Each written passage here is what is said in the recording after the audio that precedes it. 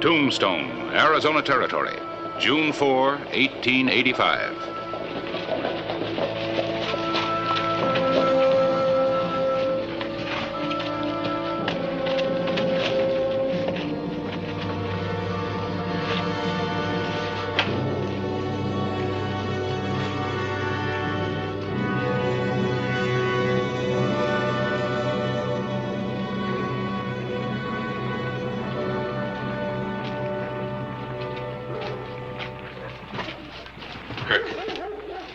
This isn't any good. It can only cause you trouble. When I make trouble, it's usually for the other fellow. You've been my partner long enough to know that, Monty. Kirk, if you'd only use your head. Walk like a man. Be one.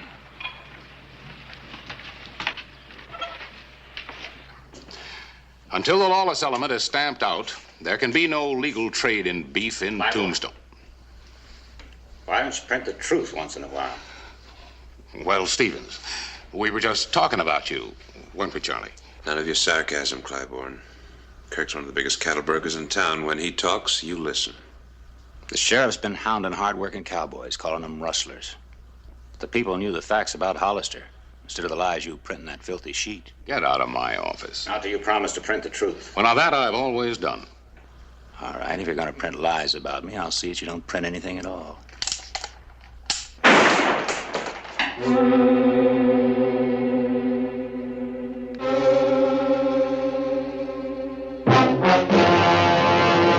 An actual account from the pages of my newspaper, the Tombstone EPITAPH. This is the way it happened in the town too tough to die.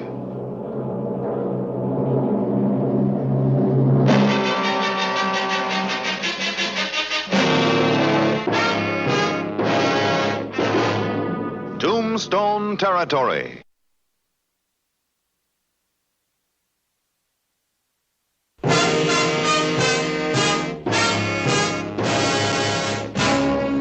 On that morning of June 4, 1885, it looked as if the publication of the epitaph was coming to a violent halt. Monty, get the boys and tear the place apart. I have a better way. The only better way would be to hang Claiborne from the nearest pole. Set up a headline, Harris. Cattle broker splattered by buckshot. Just what were you all planning? To wreck the epitaph. My partner and I were just explaining to Mr. Claiborne that we disagreed with his policies. Oh, well, that's all right. So long as you do it peaceably. You ain't so peaceable, running my best beef suppliers out of the territory. All your beef suppliers are rustlers. Everybody in town knows that. Because he tells them. You push people around, he turns you into a tin god for doing it. Get out.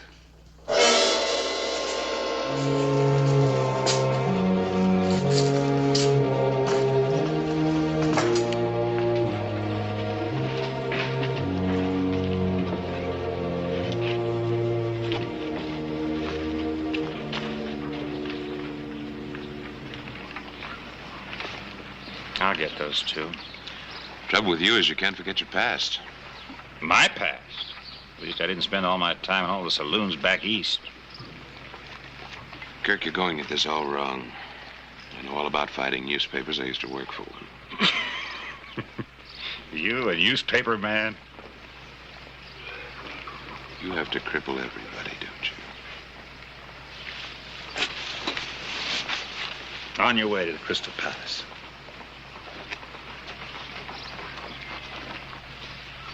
Newspaper man?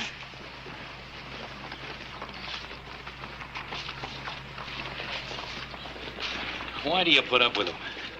He's not like you and me, Jeb. He's got education.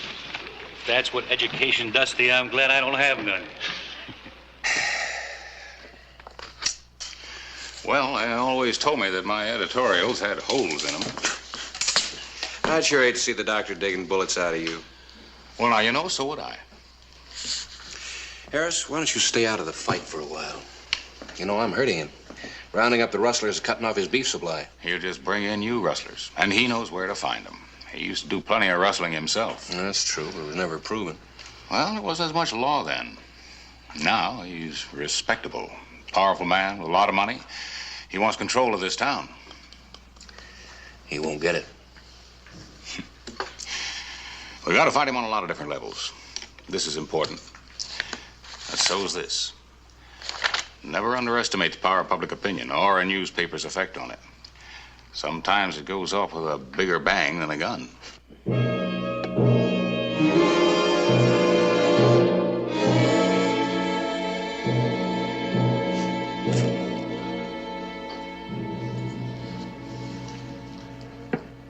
You really don't know very much about me, do you, Kirk? Now, what's there to know, Monty? How many quarts a day you can put away?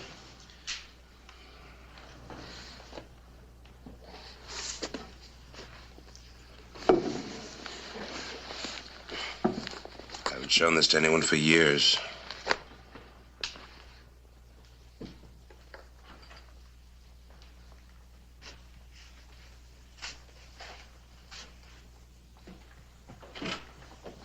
Montague Davis. So you did work on a newspaper. Managing editor of the Baltimore Observer. How long? Nearly 2 years. What happened? Well, Never mind, you don't have to tell me.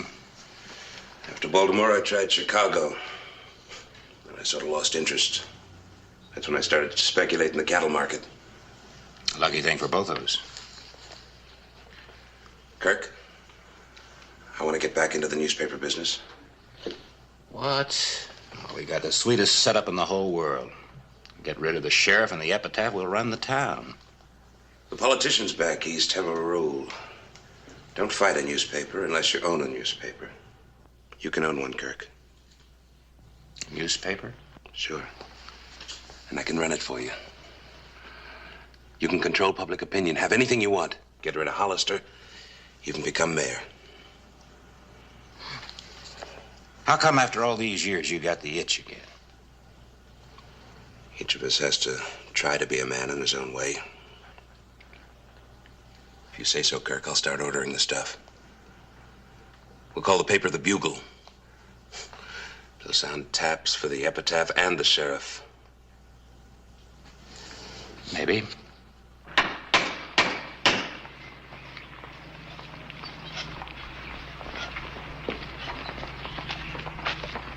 Well, we got a sign. We're in business.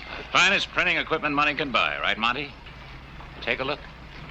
I've seen them come and go, but only the epitaph stays in business. Not this time, mister. Good morning. Oh, Ray, wait till you read the Bugle, Claiborne. Oh, I don't mind competition. I only hope your paper has more integrity than your catalog. Come and get the first issue of the Bugle this afternoon. Free with these handbills. Compliments of Kirk Stevens. You know there's no shooting in the town limits. Give me a gun. You'll have to get it. Folks, listen.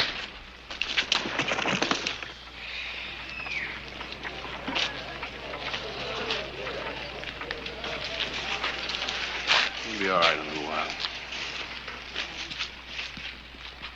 It says the sheriff just come up and pistol whipped poor Jed. Doesn't sound right. I know Clay Hollister. Yeah? How well do you know him? How well? I know that if Jeb was shooting up the town, the sheriff was within his right to disarm him. Read the rest of the story. It says that all Jeb Crowley was doing was shooting off blanks. Oh? Look at the editorial. The Bugle believes the one newspaper town does not get all the facts.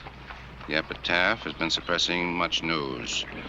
Now Tombstone will know the whole truth. And you got a point there. The epitaph's been doing real good. But if we had two newspapers, I suppose they could keep tabs on one another. I'd like to sell you an ad in the next issue of the Bugle.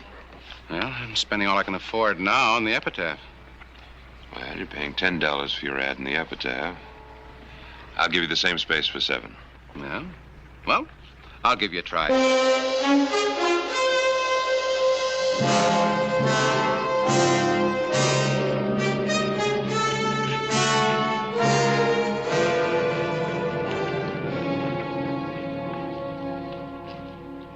You're a lawman by election only, and that newspaper can turn public opinion against you. Clay, this is Todd Murphy. Met him up at the OK Corral. He needs some help. What kind of help? Had 20 head of cattle stolen. How'd that happen? I was driving some strays to catch up with the main bunch. 2 men jumped me, knocked me cold. When I woke up, no cattle. Where was it? About 5-6 miles out of town. You show us, huh?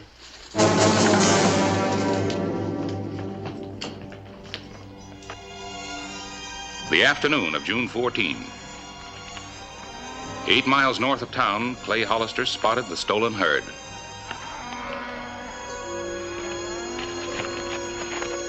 And the rustlers spotted him.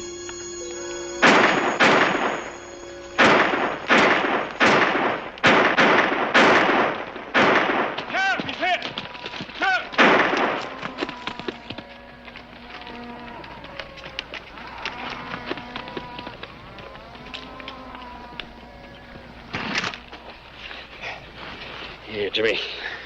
Let me see that shoulder. Is he hurt bad? Painful. Bullet went clear through. Jimmy, if we catch your horse, you think you can make it back to town alone? Sure. How far north do you figure the main herd is? About a couple hours ride. I better ride along with you, make sure those boys don't try again. Come on, old buddy. Can't you shoot straight?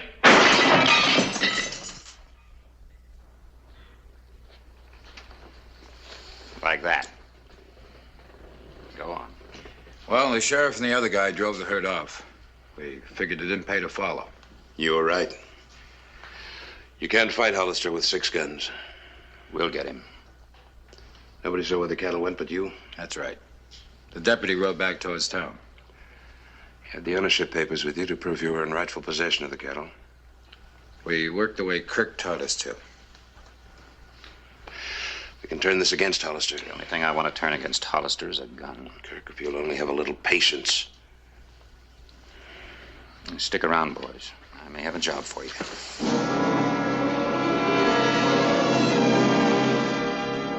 I know Clay Hollister couldn't be up to anything, but just the same, why was he so anxious to get rid of Jim?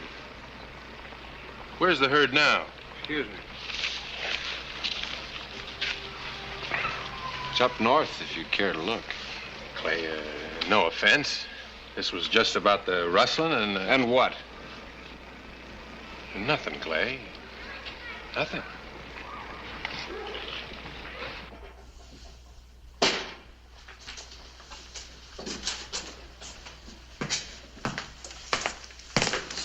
Gentlemen, I read your little story. So did everybody else in town. Our circulation's improving every day. You say these rightful owners were deprived of their cattle? That's what they told us. They showed us papers to prove it. In other words, you're accusing me of rustling. Rightful owners, where do you suppose I can find them? How do we know? Well, you talked to them. It says so right here. They left town. They said they were afraid you were going to kill them. You got all the answers, haven't you? When you lie real good. Watch that gun here. Kirk. Hollister, when are you going to learn? You know, you just can't walk in here and threaten honest citizens. What are the people going to think when they read about it?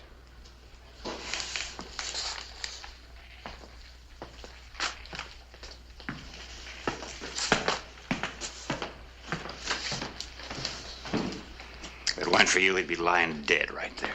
We're killing him with words. Seen this? Mm-hmm. I'll say this. Somebody over there knows how to put out a paper. Harris, when are you going to lower your subscription rates to match those of the Bugles? Wish I could. It's impossible. Maybe they've discovered a new law of economics. How to show a profit while operating it under cost. Well, it seems to me like one man should be able to put out a newspaper just as cheap as another. Kirk Stevens is paying for the losses of the Bugle out of his cattle proceeds. Maybe Stevens is just a good businessman. Anyway, you can't expect us to pay extra for the Epitaph when the Bugle's just as good. And maybe a little more impartial. Impartial? How do you like that?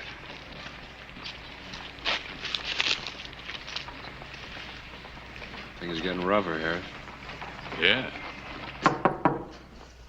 Come in. What do you want to see me about? Got a piece of news for you. Not for publication. Biggest deal I've ever made. 5,000 head are being brought across the border. I made arrangements to buy them for $1 a head. I'll get in touch with McHenry in Chicago. Probably be able to get $10 a head for him. Well, there's only one trouble. McHenry never buys stolen cattle. Our customers never know where the beef comes from. Well, suppose the Epitaph started digging into the deal. You got to put them out of circulation. Now. I wish we could. We're beating them, but it's going to take time. We've got no time. Kirk, I hope you're not going to do anything that's going to get us into trouble. Look, we own the Bugle, don't we? Whatever happens to the Epitaph, we report in our own way. I'll be down later on to the newspaper to give you the story. All right, Kirk.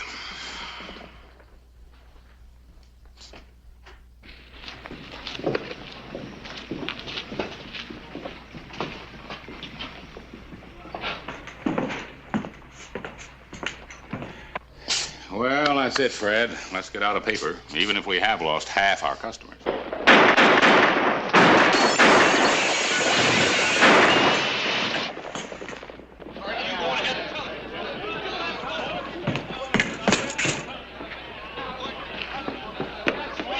Clay!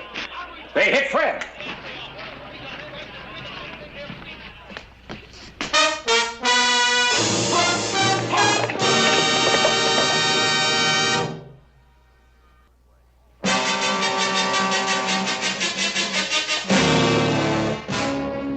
June 20, 1885. Fred's body was moved to the undertaking parlor.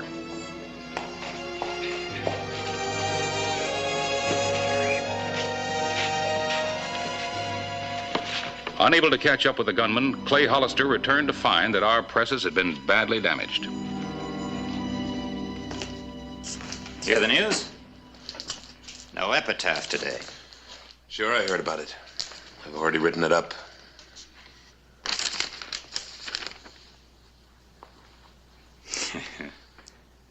Well, this is good. You make it sound like Hollister doesn't want to catch the killers, may even be behind the shooting. It wasn't easy. I'm not sure you should have done it. Put the Epitaph out of business, didn't I? By killing an innocent man. I was after Clybourne. Since when do you care about killing?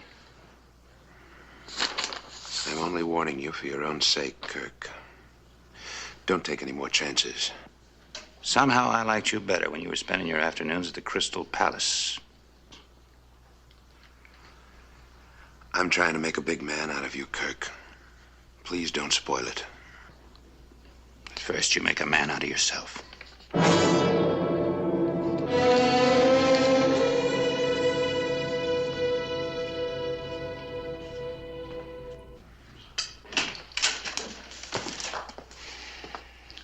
Clay, you've just got to face up to what people are saying. Yeah, I know what people are saying. The thing that amazes me, Harris, is how they can take the truth and twist it into so many different ways. You just got to make an arrest. Well, I gotta have the right man first. Kirk Stevens or Monty Davis. I know they're behind it, but they didn't pull any triggers. Any idea who did? Yeah. I thought I recognized Jeb Crowley. I didn't say anything because I wasn't sure. But the fact that he's been out of town ever since is... Found the herd, Clay. 5,000 head. What herd? Well, I got a wire from the Mexican border saying a big herd had been driven across, and they wanted me to follow up. Where were they headed? Kirk Stevens stockyards. Are you sure? Yeah. I managed to talk to a couple of the cowpokes. 5,000 head. This could be a break for us. June 22, 1885. Broker Kirk Stevens' stockyards were bulging with beef. How are you, Kirk? Jeb. What's he doing here? I'll never handle a big deal yet without old Jeb, right, Jeb? Right, boss. Been together a long time. Well, we got work to do. I think you're asking for trouble. Suppose the sheriff connects him with the shooting. Old Jeb can take care of himself. I think you're taking Hollister too lightly. I'm not the one that's taking him light. You think he can be beaten with words. I don't. Jeb. Where you been the last couple of days? Driving cattle? My deputy scouted this herd. You weren't with him. What about the other two, Jim? Them neither. He's just got bad eyes. What do you think of my eyesight? I spotted you right after Fred was murdered. You're just making wild guesses. go down to my office. We can talk better there. We're not going nowhere. I wouldn't.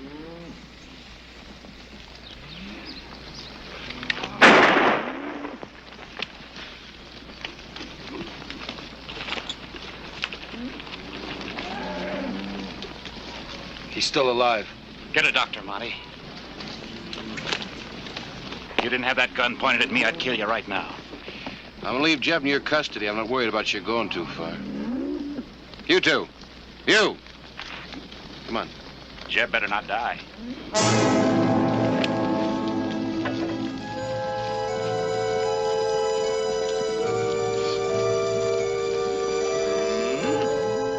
Noon, June 22. We worked desperately to get the press running so the Epitaph could tell the true story of the shooting at the stockyards. The Bugle hit the streets first.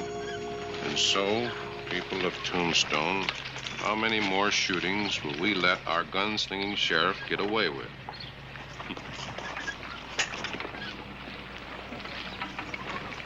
What do you think? I think Hollister's got some questions to answer. We got him this time. The sheriff's finished. So is Jeb.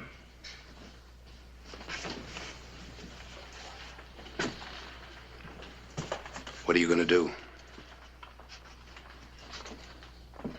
He was one of my boys. The people will take care of Hollister. They'll throw him out of office. Kirk, you go after Hollister now, and you're gonna ruin everything. Everything the Bugle and I have done for you.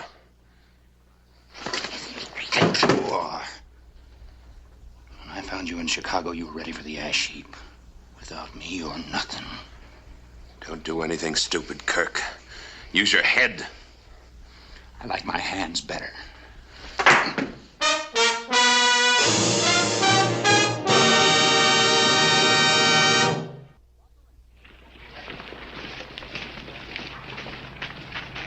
Hollister? We want to talk to you. All right, go ahead. The shooting of Jeb Crowley is being investigated by the coroner. Yeah, that's the way it ought to be. Will you step aside till after the investigation? What kind of an investigation will that be? There are no witnesses except Kirk Stevens' men and Clay's deputy. Sheriff, will you turn in your star while we look into this? Hollister, I want you. You heard what the man said.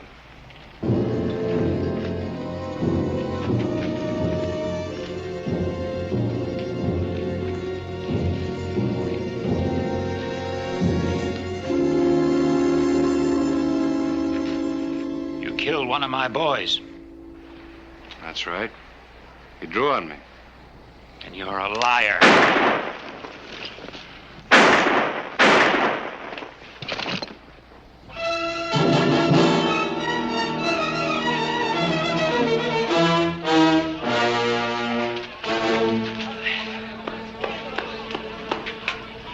He's dead. Any doubts who shot first? Kirk did.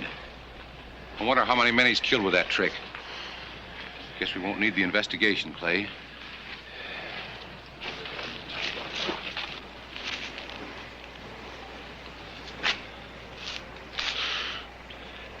And he wanted to own the town. Now all he's got is a piece of Boot Hill.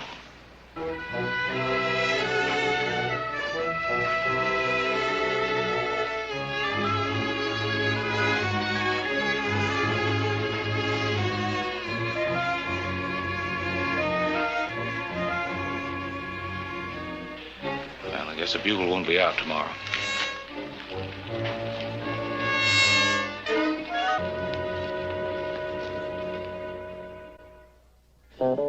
Whistle me up a memory, whistle me back where I wanna be, whistle a tune that'll carry me to Tombstone territory.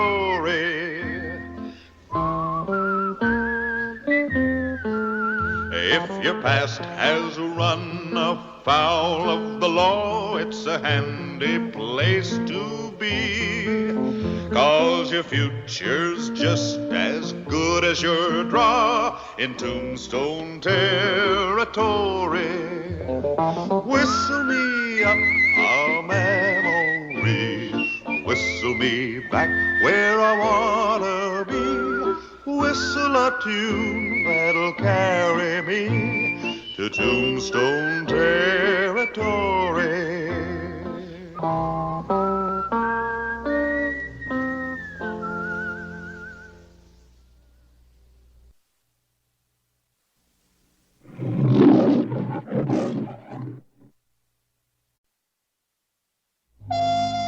The railroad north of Tombstone, Arizona Territory, May 26, 1889.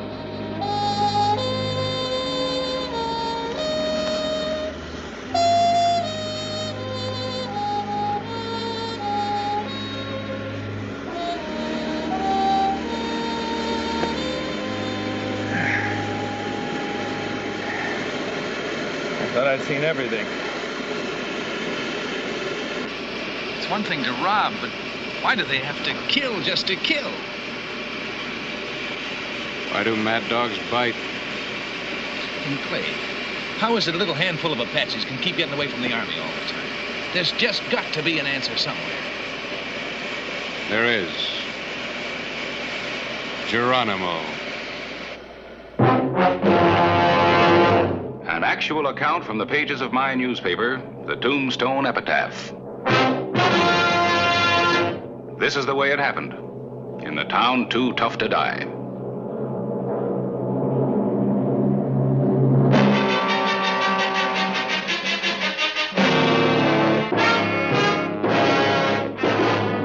Tombstone Territory. May 29, 1889. News of Geronimo's return across the border from his lair in the Sierra Madres brought bitter memories and grim determination to the people of the territory.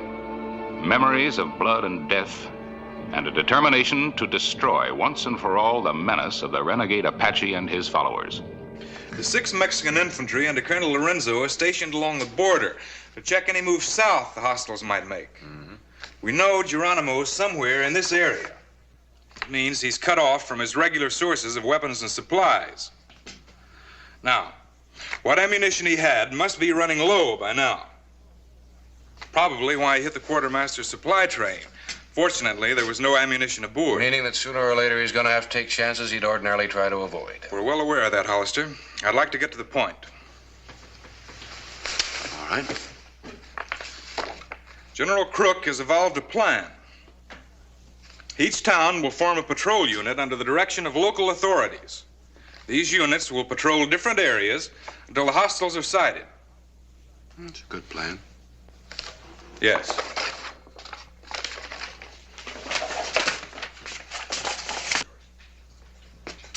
In the event the hostiles are sighted, the patrol unit will send riders to the nearest telegraph dispatch station and inform Fort Huachuca immediately. Then maintain visual contact with the enemy until relieved by the punitive troops. Well, Lieutenant, if we see the Indians, you can bet they're going to see us. And by the time your punitive troops get into action, Geronimo will be miles away. Just a pair of braves can hold back a small patrol until he's clear. A rear guard action? That's right. You give this ignorant savage a great deal of credit. Well, maybe you don't give him enough.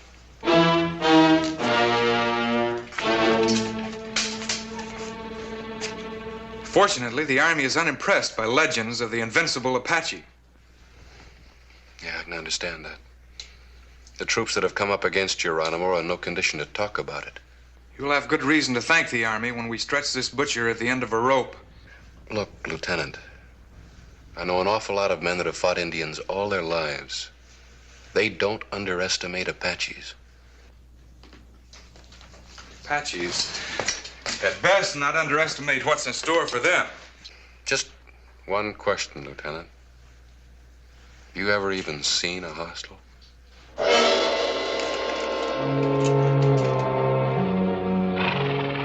June 2, 1889. Sheriff Hollister and his men had relentlessly scoured the mountains for the wily murderer Geronimo. Well, try down south tomorrow. See it sun up.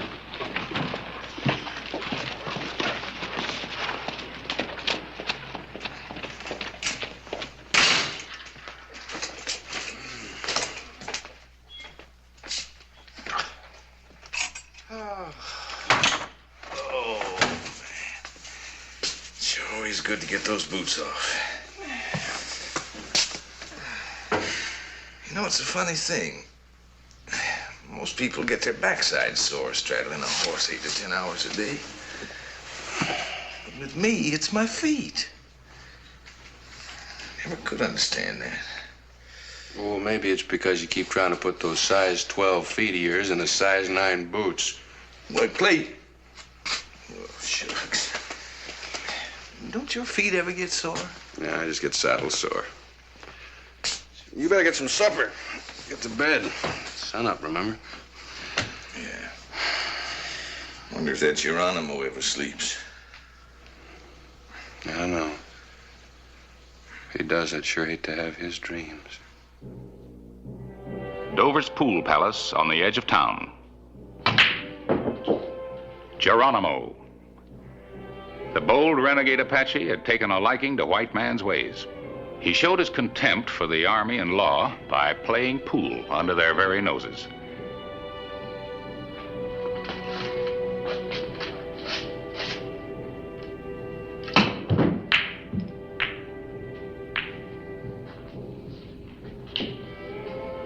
Geronimo held the proprietor captive while awaiting a supply of ammunition from a merchant named Kiley, long suspected of illegal traffic with the Indians.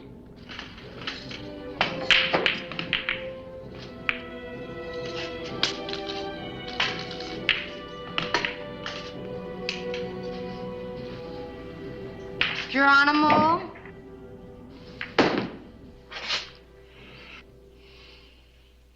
You make me miss.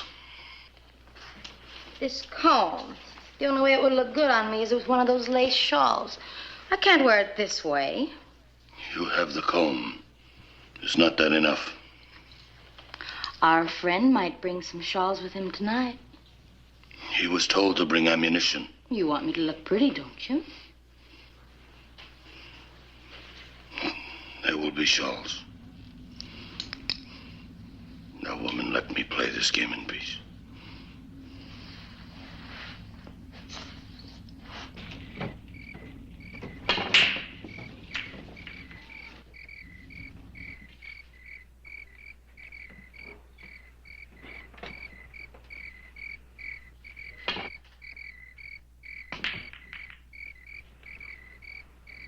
Geronimo.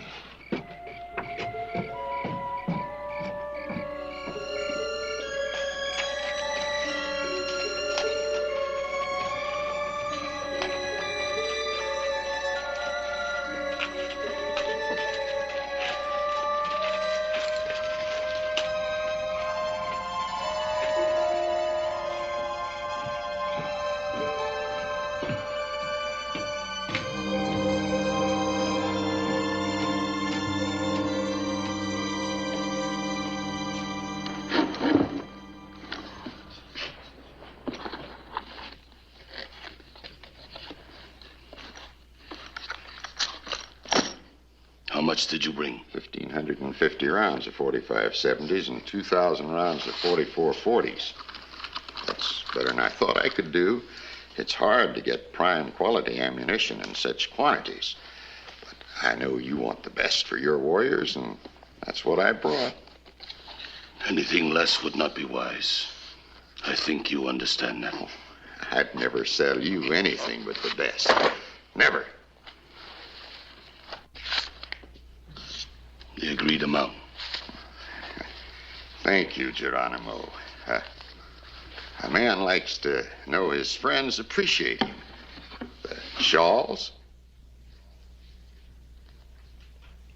Let us consider these womanly things a token of your friendship, friend. I consider it an honor, Geronimo. Take these.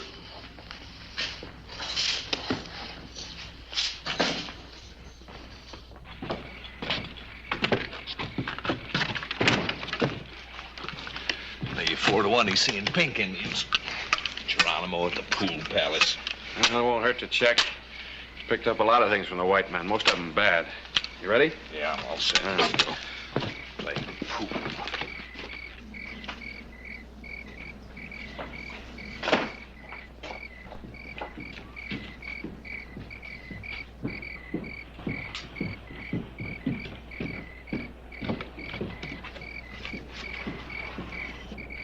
The sheriff. Tell Geronimo the sheriff's coming.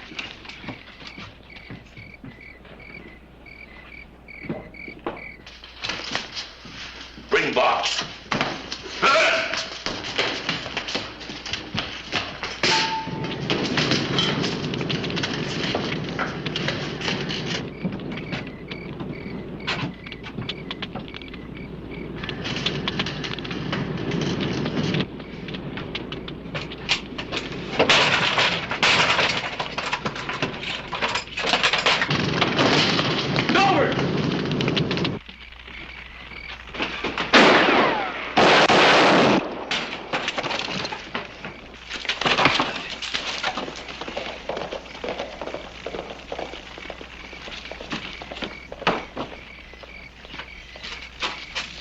Come on out of there with your hands up.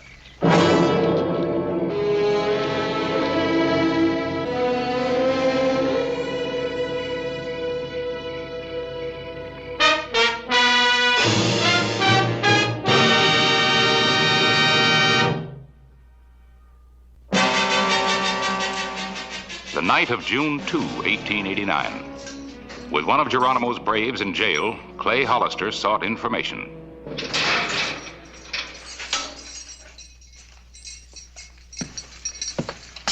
Sit down.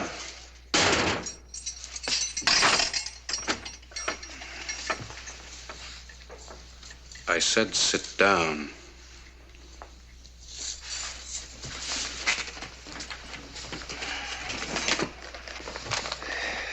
How long have you known Geronimo? Answer me. You don't have no right to arrest me. It's not against the law to know Geronimo. It is against the law to provide hostiles with weapons. I don't do that. You made contact with Kylie so that Geronimo could get the ammunition. How can you wear that? I have a right to wear it. It's mine. I suppose he gave you that, too? He gave me everything. Does that suit you? I wonder how many women died so that you could wear the jewelry stripped from their bodies. You try to scare me. It won't work, Mr. Sheriff. I think you and Geronimo deserve each other. Went to Kylie's store, Clay. Afraid it was no use. Too late? Yeah. Time we got there, he phoned the coop. The store was wide open and the cash box on the counter was empty. They won't get far. Learn anything? Well, let's lock her up. No, Jimmy. Give her a junk and get her out of here. You heard what he said. Pick up your stuff.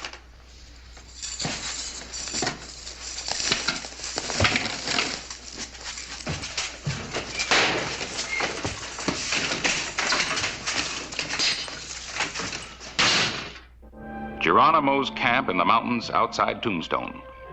The Apache killer and the merchant Kylie made an incongruous pair. I stayed as long as I dared, Geronimo, but when I heard they'd found that ammunition case, I had to work fast. I only managed to save a few dollars. I don't know what's going to happen to me now. My braves. What of them? Tell me. One's dead and one's in jail. But what'll happen to me? My business is gone. My good name. It's terrible. You've got to help me, Geronimo. Lend me money so I can start someplace else. Now, Indians believe in helping a friend in trouble, and you know, I've always been a friend of your people. Always a fair deal and the best merchandise. My people do all for those they know. Who are their friends? Seize this carrion. No, Geronimo, I am your friend. Friend, to you, the Indian is nothing more than a fool. To be cheated, robbed of what little he has. No, no. Kill him. No, Geronimo. Geronimo. Oh,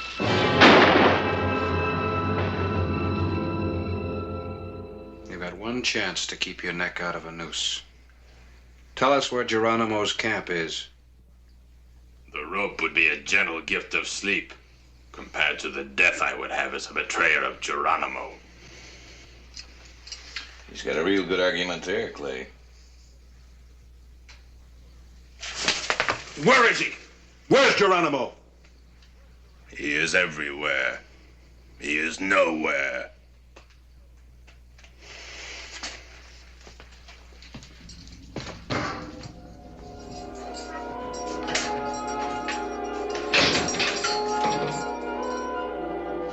The morning of June 3. 4 miners stumbled into Geronimo's hands.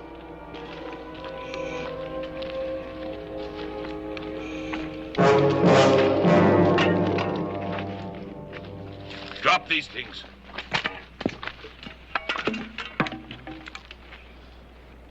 One of my braves has been slain.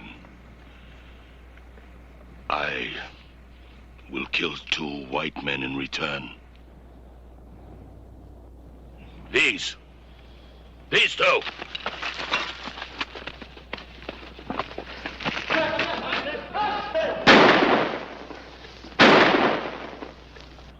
Another of my warriors is held captive.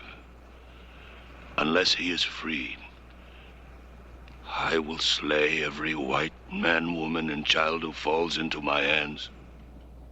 Tell this in Tombstone. Go!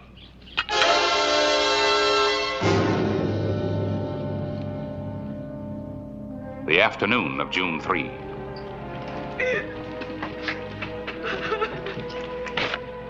The people of Tombstone were grim witnesses to Geronimo's brutal reprisal.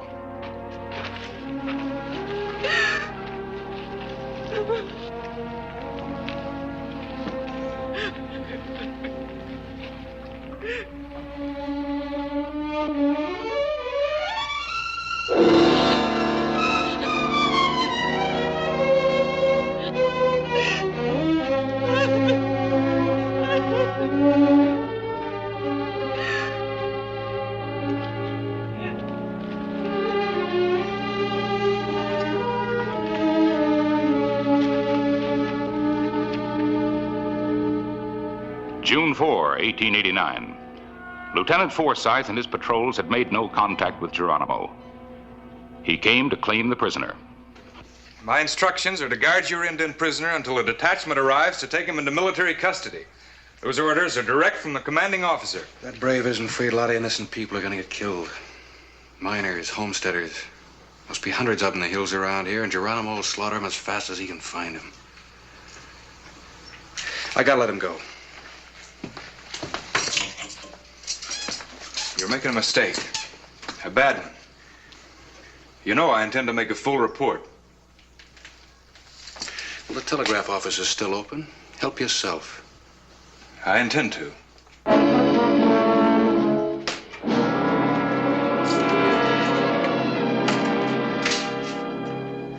Sheriff?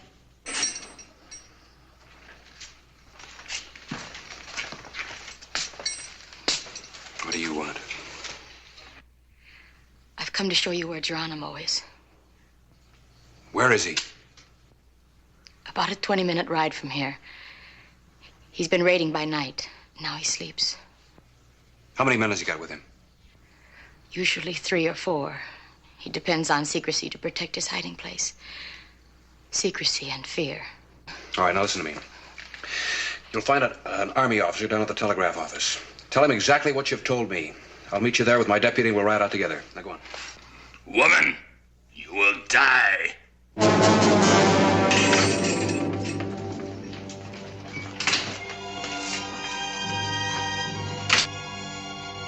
The afternoon of June 4, 1889.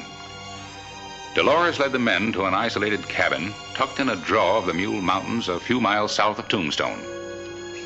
Where are his guards? It appeared to be a day to remember. The capture of Geronimo. Let's work around it that way. Wait a minute. Still think we should have waited for a platoon of troopers. Lieutenant, I'll take the responsibility if anything goes wrong, but if you want to wait for the troopers...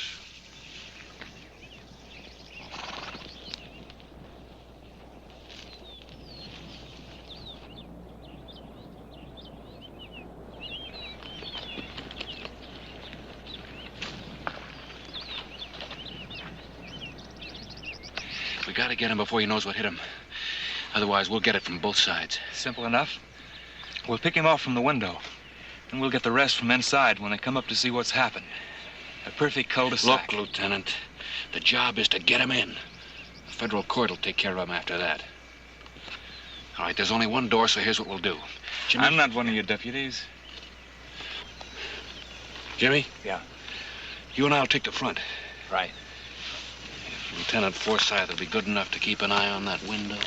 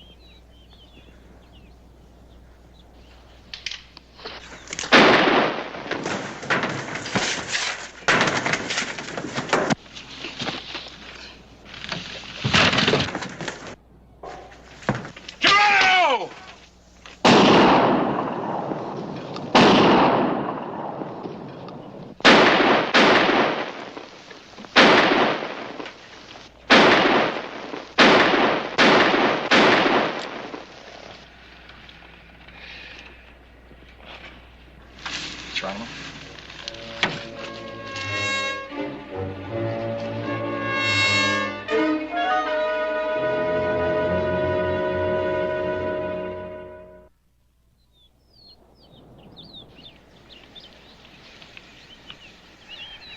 I gave him both barrels, Jimmy. No man can live with a load of lead like that in him. It's not the first time he's walked away with a hole in him that would kill a horse. Well, maybe next time, Clay. Maybe. Thing is, how come a killer like him leads a charmed life?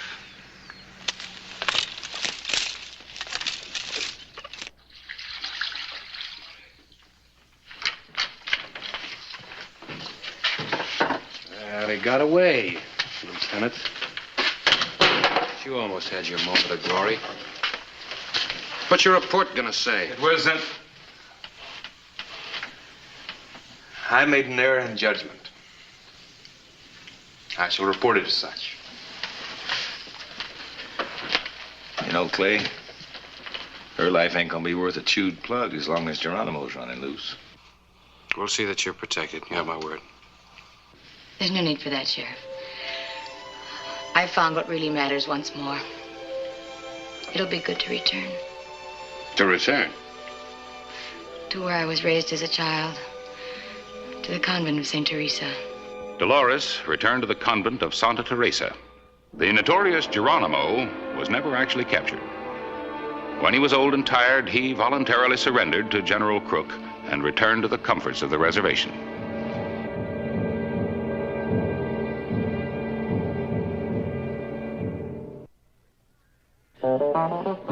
me up a memory. Whistle me back where I wanna be. Whistle a tune that'll carry me to Tombstone territory.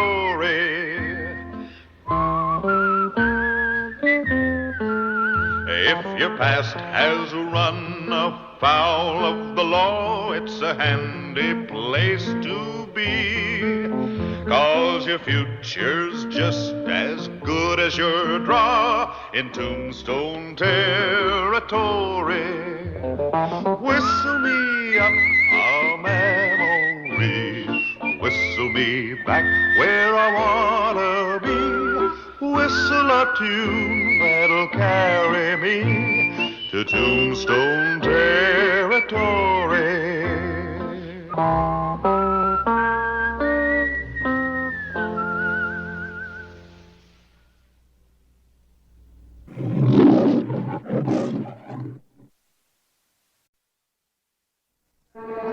Tombstone, Arizona Territory.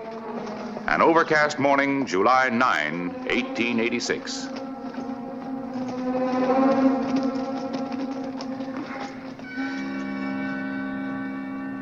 I still think you're making a mistake, Logan.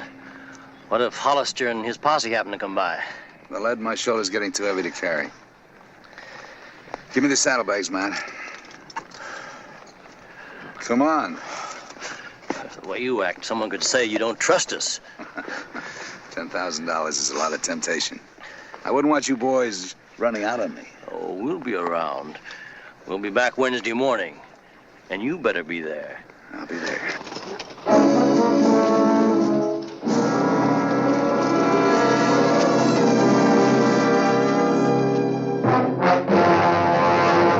An actual account from the pages of my newspaper, the Tombstone Epitaph.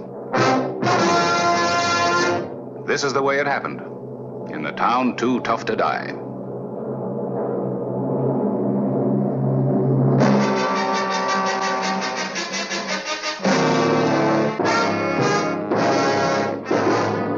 Tombstone Territory.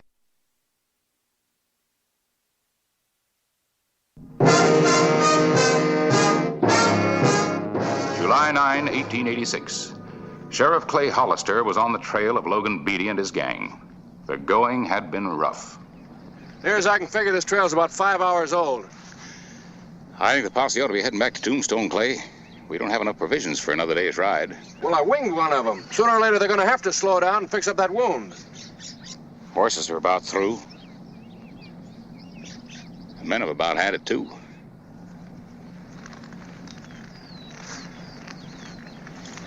All right. You men head back for Tombstone. Now, what about you, Clay? I get some provisions at the Danbury Ranch, then ride into Fairbanks, get a fresh posse there. Much obliged for your help, Paris. I'll check with you when I get back.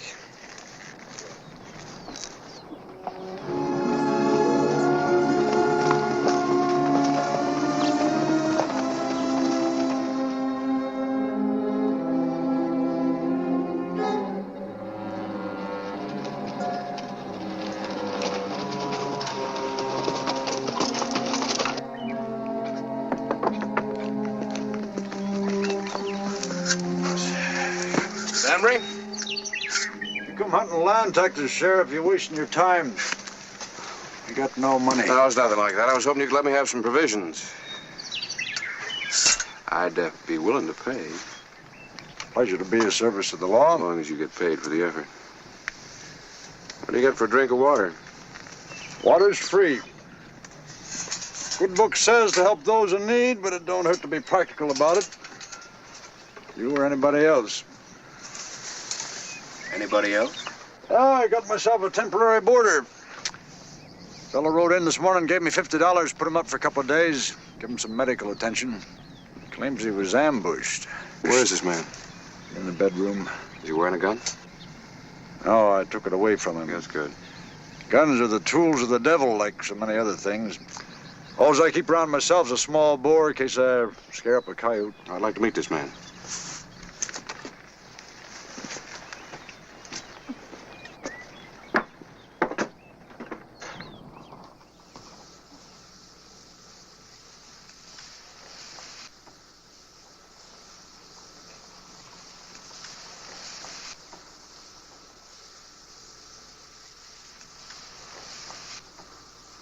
Were you ever in Kansas City, Miss Danbury? No. They got a store there sells nothing but dresses. Really? Yeah. Does everyone make jokes all the time like you do? No, I'm the funniest man that was ever in Kansas City. Someday I ought to go there. You won't be going for a while, Logan. Hello, Hollister. Just rest easy.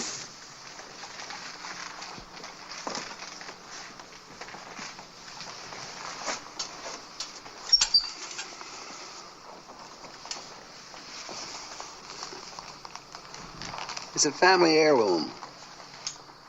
Like this lucky piece. I rest better when they're near me. Has he done something wrong? Yeah, he held up a bank in Tombstone. Wounded a clerk. No. An outlaw under my roof? Where are the others, Logan? They said I was holding them back. Did he ride in here alone? I was out in the yard. I didn't see anyone else. You got me caught, Hollister. Why would I lie to you?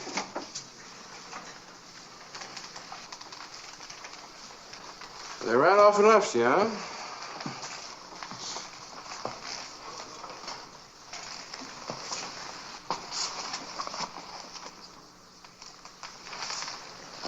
Left $10,000 behind.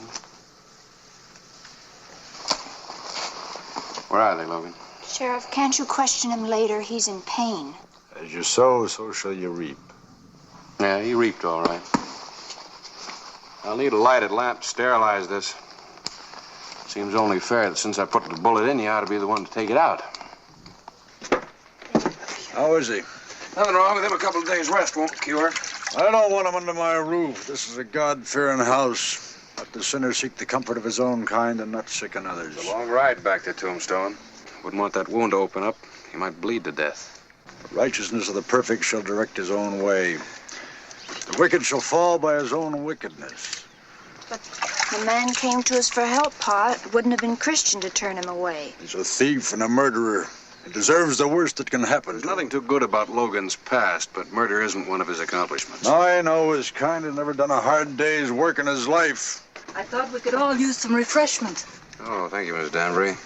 Looks like I'm going to have to impose on your hospitality for a couple of days. We're pleased to have you here, Mr. Hollister. You think he'd like a cup? Oh, I'm sure he would. I'll take him some. If the sheriff wants him to have any, he'll take it in. Leave the girl alone, Alan.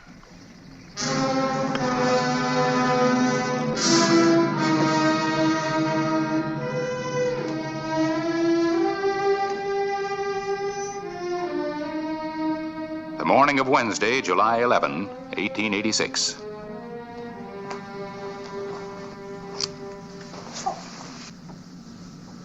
You certainly don't take any chances, Sheriff. No. My job, you live longer if you're careful. And don't put too much faith in good luck charms. I want to talk to you about that. What's wrong with Logan giving it to me? He should have kept it for himself. He's going to need all the luck he can get. Keep away from him, Kay. You sound just like my father, Mr. Hollister.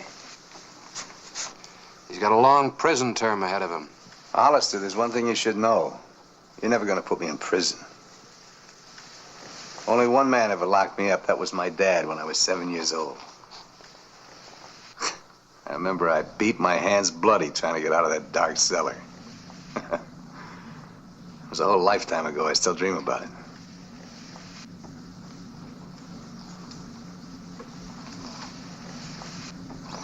I've decided to take you back to Tombstone today. You look well enough to travel. Yeah, I'll be traveling soon. All I needed was a little Christian charity from the right person. Why don't you give her some? Come here.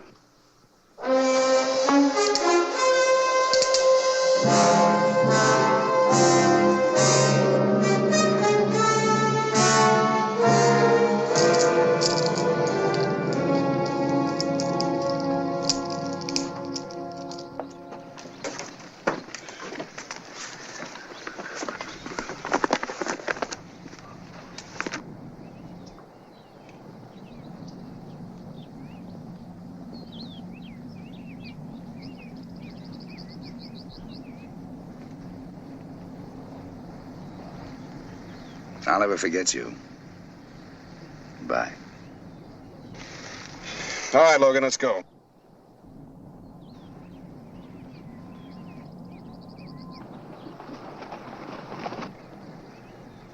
You'll never take me to Tombstone now, Hollister. You're a day late. Yesterday you might have made it, but today, those are my boys. Back in the house. Everybody. Move!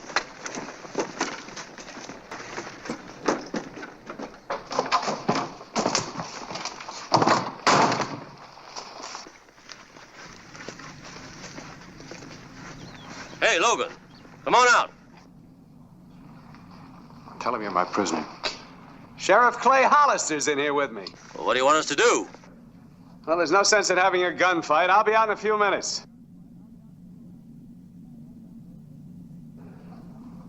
You see, Sheriff, I'm your prisoner, but you're my prisoner in a way. We can't wait out there forever. Sooner or later, Sheriff, don't make me shoot you. But I will if I have to.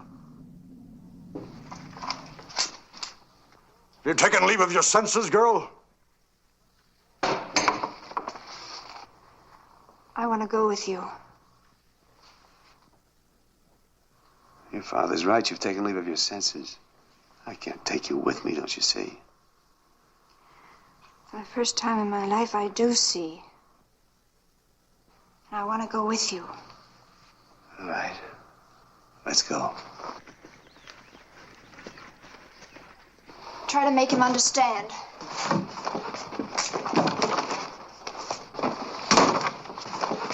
I'll kill you for this, Beatty. By all that's holy, I'll kill you. take that and cut you down before you got a shot. Logan! Climb down.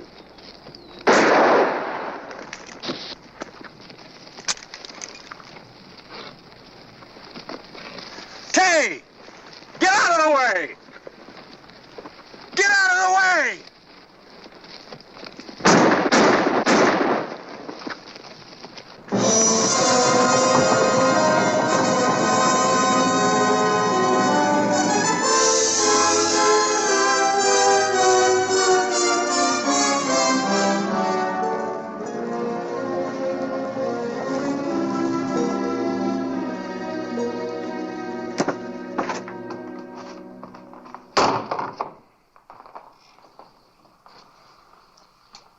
Might have stopped them if it hadn't been for her. I don't think you can put all the blame on your daughter. My daughter is dead.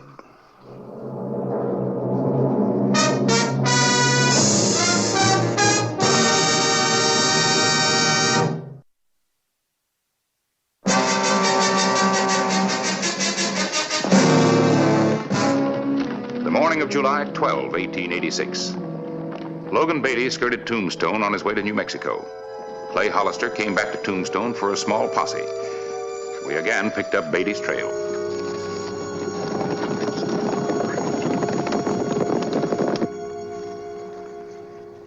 Logan. Don't be so worried. The shoulder opened up a little, that's all. Logan, you can't keep riding. You've got to stop, at least for a while. And let Hollister catch up. I'll tell you what we'll do. Yucca Flats is about 2 hours from here. We'll stop there. Come on.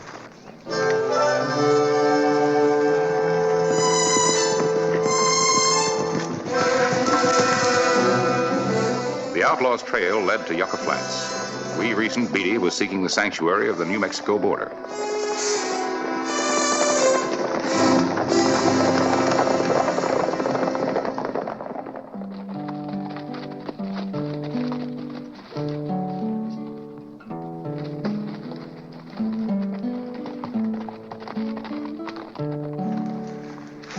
Gee, I must look a sight. You're the prettiest girl in the territory.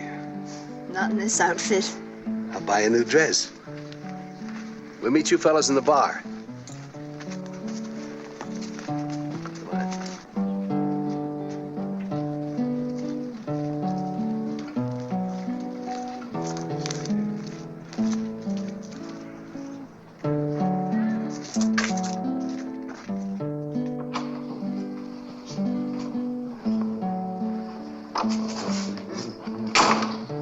Bottle, please.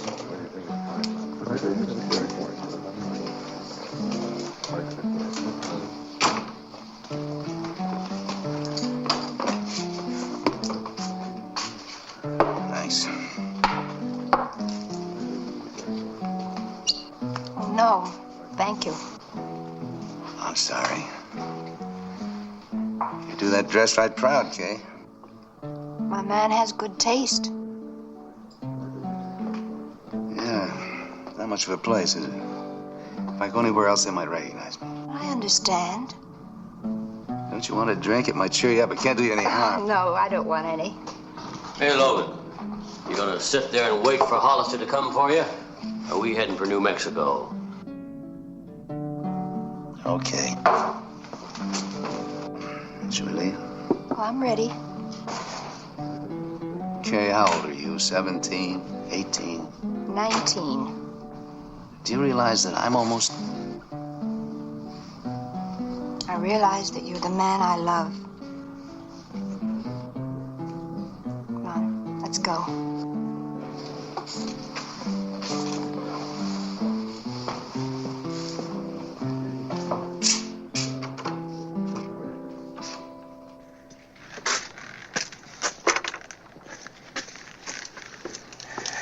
They were here all right. How long ago? About an hour. Well, we're gaining on them. They still got a good head start. Catching them before they reach the border is going to take some doing. If I have to cross the border, I will. I'll send the boys back to Tombstone. This visit's going to be unofficial.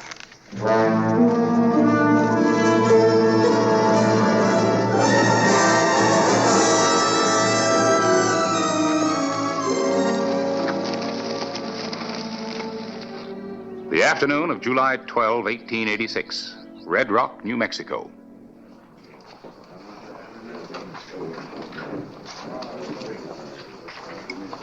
Aren't you going to eat any of it? I'm not hungry. I know what you're thinking. I just can't afford to take any chances. I've still got to be careful where we stop. Logan, I understand that. You don't have to explain. You haven't had any fun, have you? Give me a little time.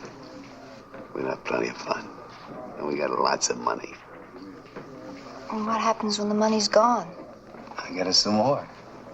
They leave this stuff lying around loose in banks. You just walk in and scoop it up. Just walk in and scoop it up. And we start running again. What other way is there? Hello, Logan. Rita, I'm busy. What's the matter? Don't I please you anymore? Look, Rita, will you leave us alone, please? Logan, she's not your type or age.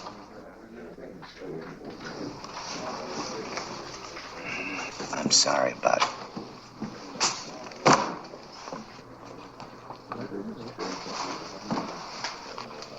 I'll cover you from here in case the others show up.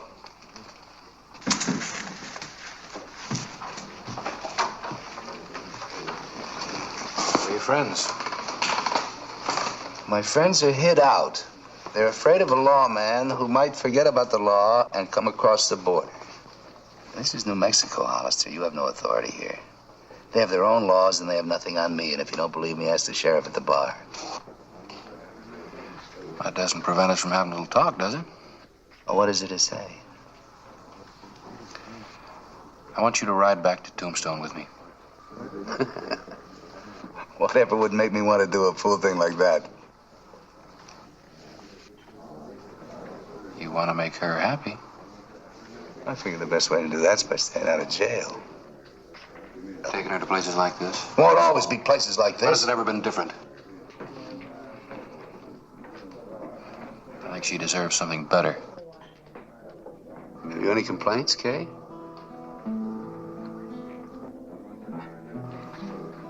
If he did go back, what would happen? You'd have to face a robbery charge. I can't do that, Kay. Don't ask me. Logan, time of your kind's passing. Trail ends with a bullet or a long prison term. Now's your chance to pay a small penalty for a new life. Remember, I told you I can't stand to be locked up. Well, what kind of freedom is this? Running from the law, living from day to day, and no future. us alone, Hollister. All right? Anything I can do for you, Kay?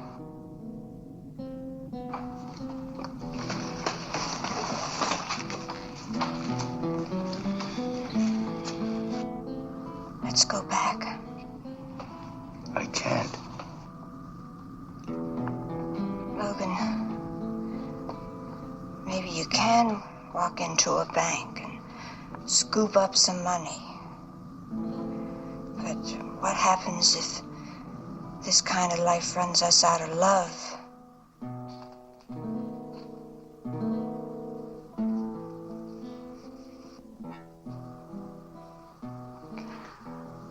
Mr. Hollister, wait.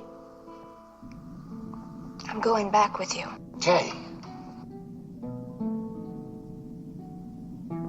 Every time that you rode off, I'd wonder if I'd ever see you alive again. And we'd end up hating each other.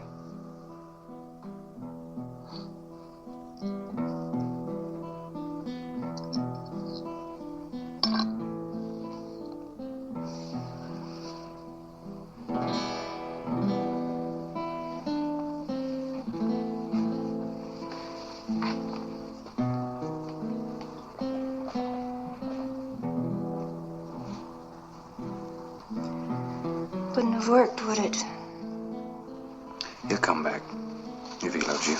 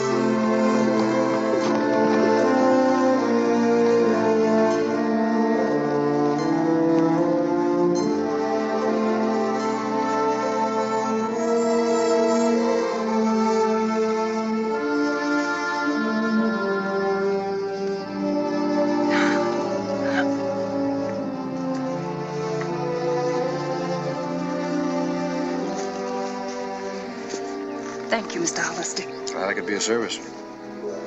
Is Pa at home?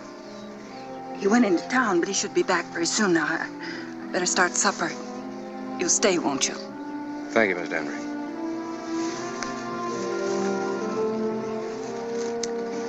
She's worried about what Pa will say. How about you? I'm not any longer. I think I'll ride out and meet him.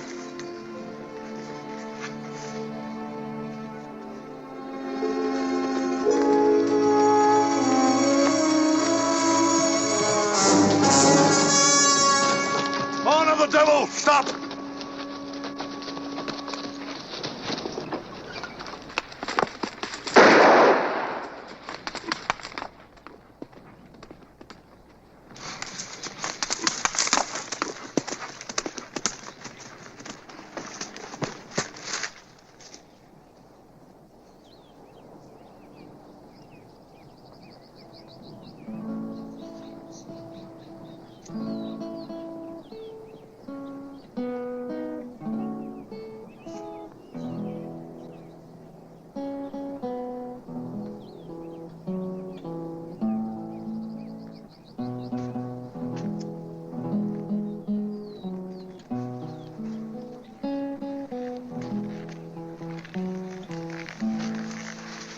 He was coming in to give himself up. I didn't know. Didn't he say anything? May have. I didn't hear. Maybe. Maybe you just didn't want to hear.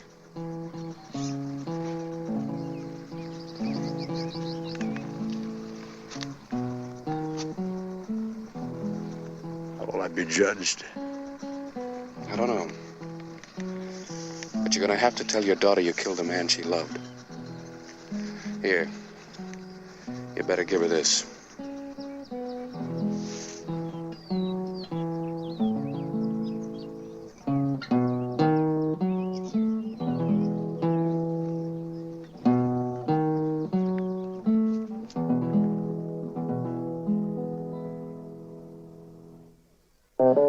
Whistle me up a memory, whistle me back where I wanna be, whistle a tune that'll carry me to Tombstone territory.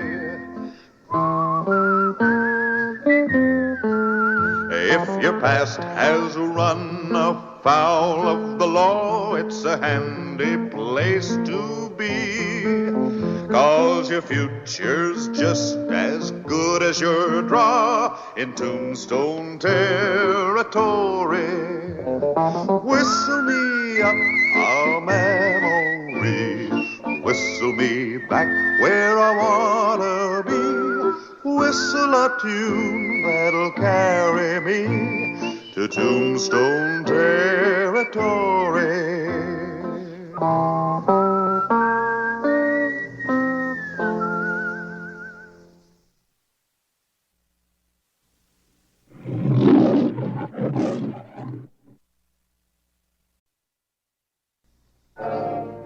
Tombstone, Arizona Territory, March 27, 1882.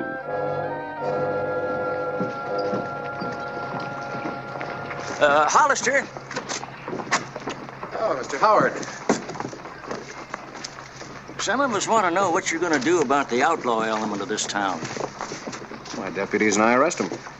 But they're never convicted. They just go free to rob and kill again. Mr. Howard, I'm just the sheriff, not the judge and jury. Nobody wants to be the jury. It's too dangerous. They're afraid of what might happen if they vote to hang one of these murderers. Mr. Clyburn and I are working on that, too. He's wired Washington for military protection for him. I hope we get some action.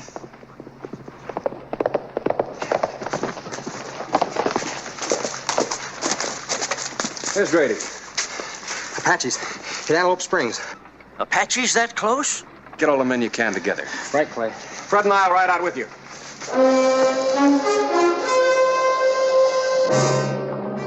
Sheriff Clay Hollister rode out with a posse to Antelope Springs, where the Apaches had made their attack.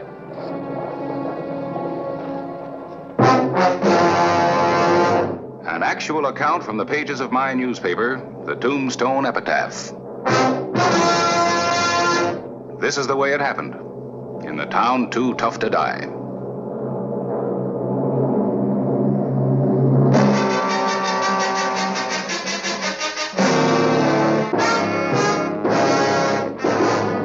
Tombstone territory. The afternoon of March 27, 1882. Sheriff Clay Hollister started his ride back from Antelope Springs. The Apaches had fled, and the sheriff had sent the posse in pursuit of the marauders. Choosing their time perfectly, two outlaws approached the mining and milling company 2 miles outside of Tombstone.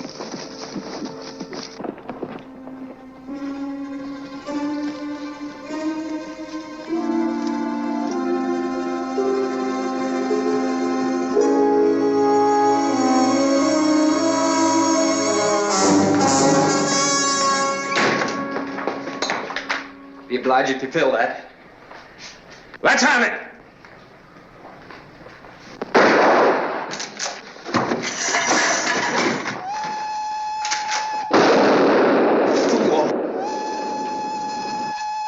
The miners will be coming for their money. Come on.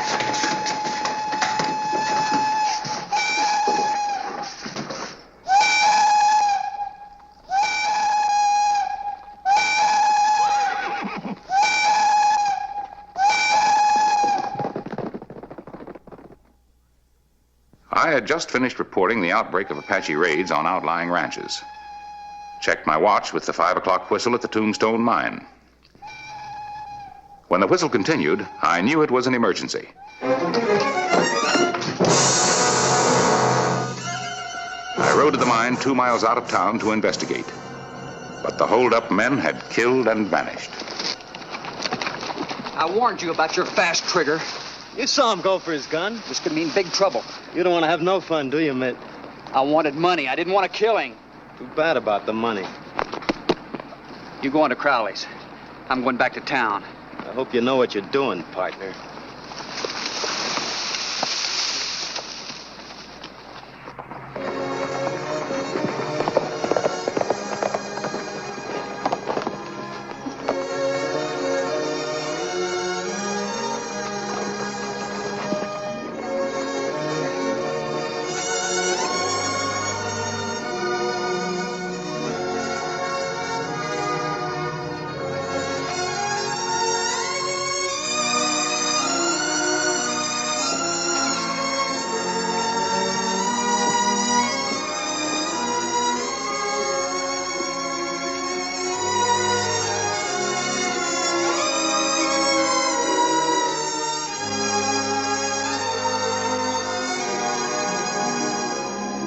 When I got back, the townspeople were demanding action. They told me Clay Hollister had just returned from Antelope Springs. I tell you, they almost got me. That the hat, Clay? That's it, Mr. Clyburn. Not much to go on.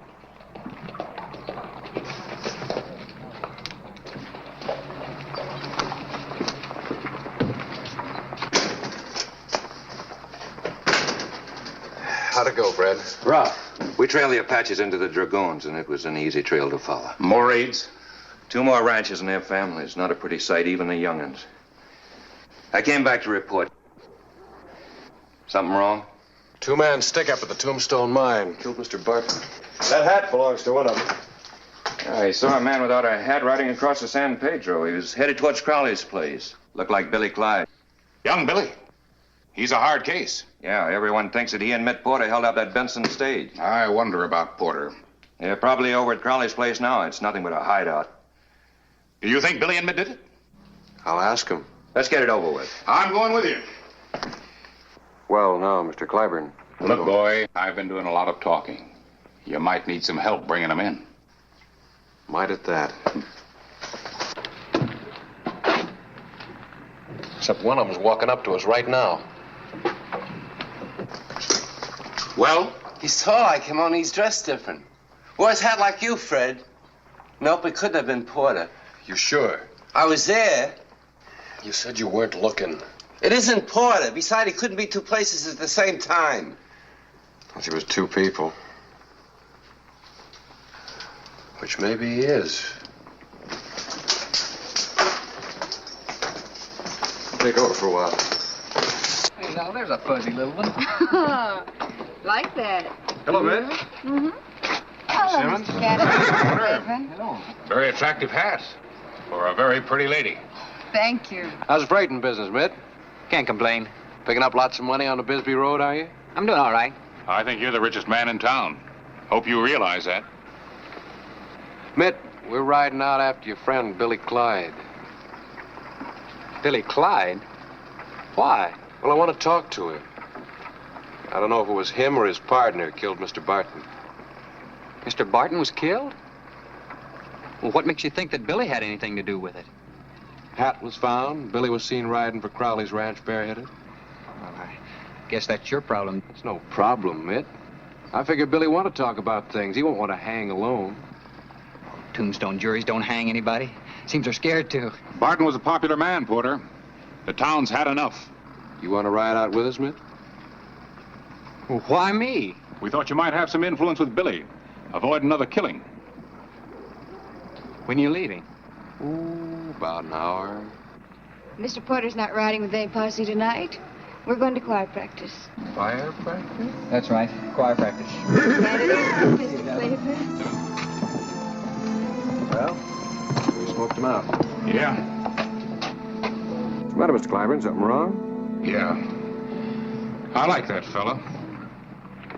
We rode immediately to reach Crowley's ahead of Porter. We arrived at sundown, and Clay Hollister scouted the ranch to see if other guns were around. How does it look? I looked all over. Crowley and his boys out there. Probably all in Gaileyville gambling. There's just one man in bed. That has to be Billy. How do you know? He isn't wearing a hat. I'm gonna go get him. Hold on. He'd shoot you without even opening an eye, just out of instinct. Not if I shoot first. Let's take Billy, then we can wait inside for Porter. That is, if Porter shows. He'll show, all right.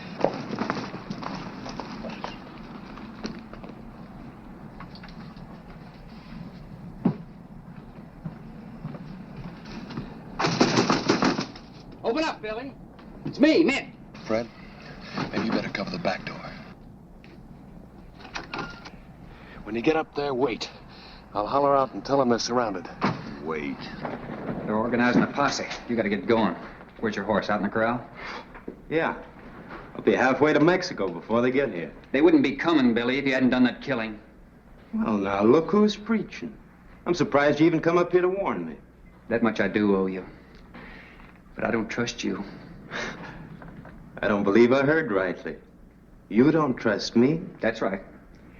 I figure if they get you near the end of a rope, you'll want company. What happens if you get caught? Then who talks? You could really hang me. But you won't. I think I better kill you now. You got the drop?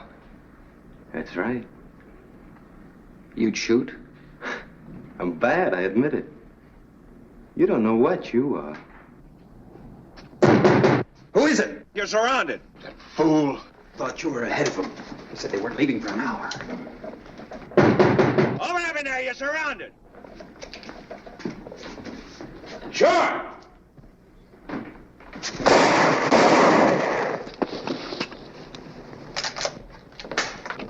Hold it right there, Billy.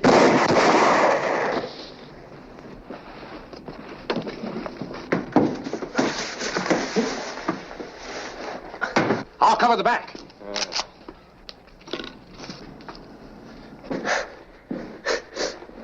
Now I know I'm not gonna hang. I don't know about you. Tell him you did the killing, Billy. Tell him. Tell him. You tell him.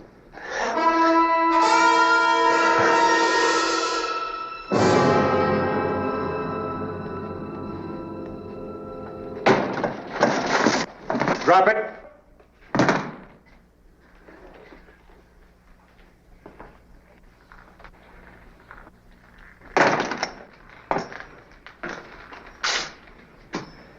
You get around, boy.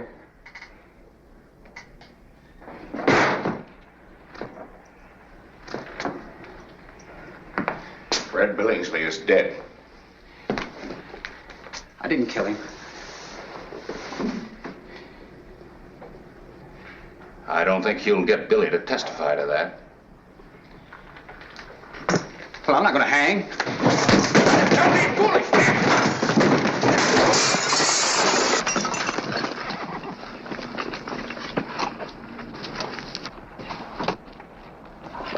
Mitt! Hold it, Mitt!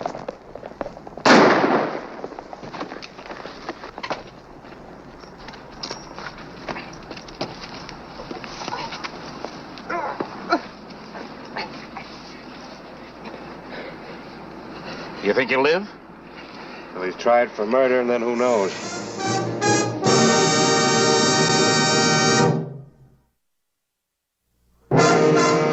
March 28, 1882.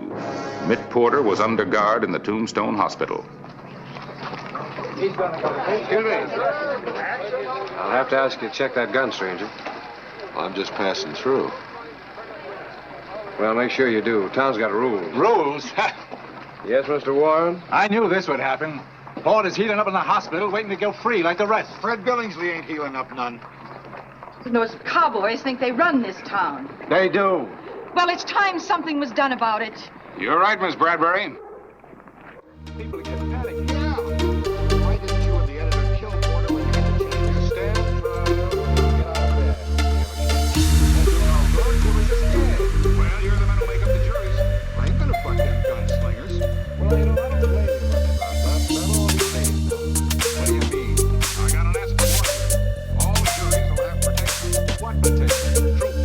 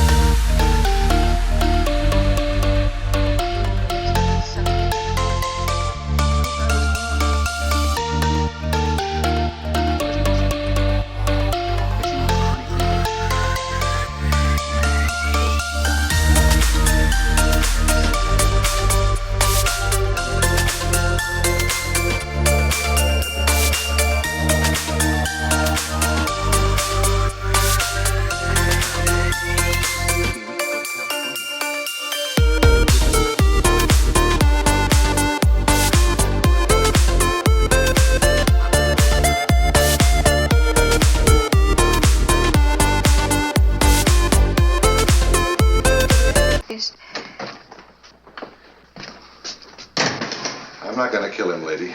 I'm his brother. I heard you were running in bad company. Stay out of this, Dave. I'm taking you back to Texas. He's staying. He's standing trial. Lady, a bloodthirsty jury can hang a man same as a lynch mob. I'm not letting them make an example out of my brother. Come on. No, Dave. Admit I heard them talking on the streets. They mean it. They want revenge. He's not going. If he stays, he swings. They're so stirred up they'll hang the first man they try. And it's not going to be him. I got horses, but I'll need some help getting him out of here, lady. Don't drag her in. You have a gun. If you use force, I'll have to help. I guess I'm forcing. You get his clothes? Everything all right in here? Couldn't be helped. Hurry up.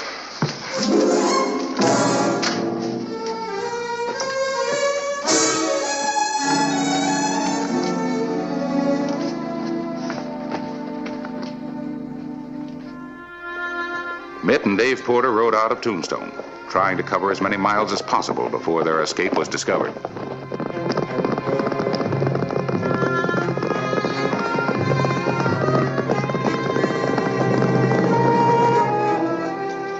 They didn't stop to rest or eat as they sought refuge in the mountains.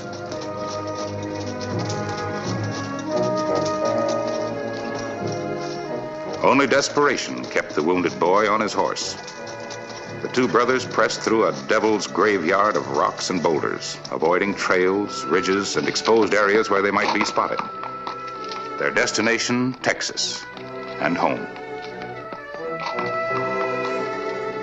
The Porter boys were aware of a double danger, a posse from Tombstone and the Apache raiders who infested the mountains and desert.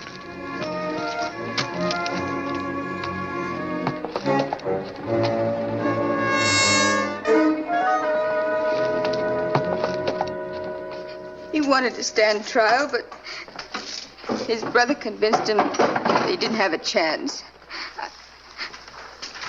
Look, it was his only way out. And I helped him.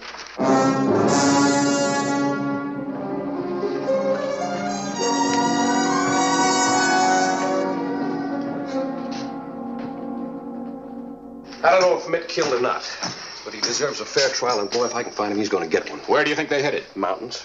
Mountains all over Arizona territory, boy. Yeah, but in Mitt's condition, he can't outrun anybody in the open.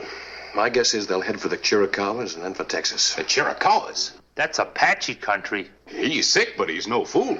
But the Indians have been out in raiding parties, and Mitt knows it. I think he'll chance getting through. You sure you still want to go along? Some Indian might wind up wearing that fancy jacket. I'm going. I wouldn't go, but my hat's off to you. Hope we can keep our hats on.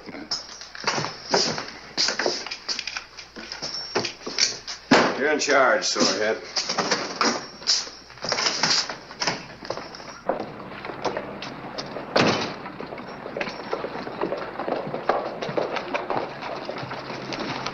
Posse's on its way in. They make contact with the Apaches? They hit and run. All we did was chase them back in the mountains. Which mountains? The Chiricahuas. The afternoon of March 28. Clay Hollister and I prepared for a long, hard ride and left at once. We didn't have time to wait for the posse. The Porter boys had a big head start, and we tried to close the gap before the going got rough. But we were slowed by the rugged foothills. Their trail told Clay they were still far ahead of us. They led us into hidden ravines and box canyons known only to Indians. We tracked them into the forbidding Chiricahuas, fortress of the murderous Apaches. There was still no sign that they had stopped to rest or eat. It was no longer an easy trail to follow, and it would soon be night when all trails end.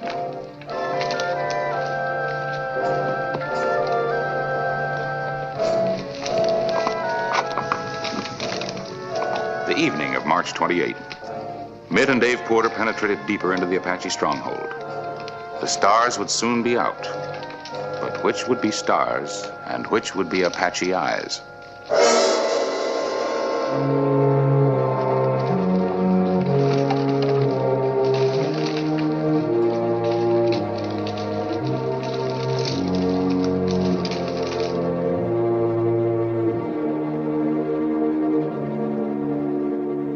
The morning of March 29.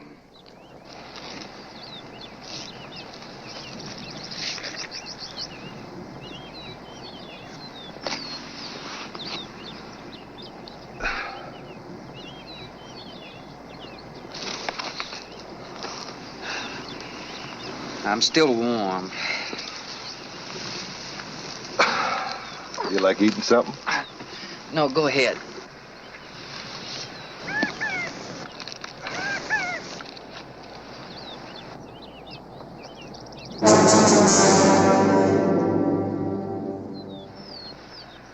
Well, at least the Apaches haven't found us. They wouldn't attack till daylight anyway. Yeah. Something to do with their religion. Religion. They just enjoy seeing you die. You're a pretty tough kid. You haven't eaten enough to keep a cricket. Should be quite a celebration when I bring you home. You know, Dave, I've always been second best to you. Seems I still am. You trying to prove something back in Tombstone? How did money get to be so important to you anyway? Isn't it to everyone? Depends on how you come by it. You had no right to involve that girl. She was going to California with me, Dave. Maybe she'd like to come to Texas. Is that more big brother advice? Well, I figured if she'd take over, maybe I could concentrate on a few problems of my own. Yeah, that's funny. I never figured you'd ever have any problems. But I like your solution. Well, it's a beautiful morning. Yeah. I wonder if it's a beautiful day in Texas.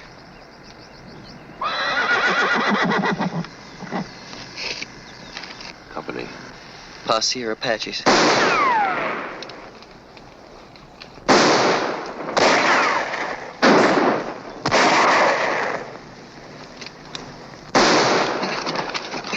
Are you hit? I don't think there's any new holes in me.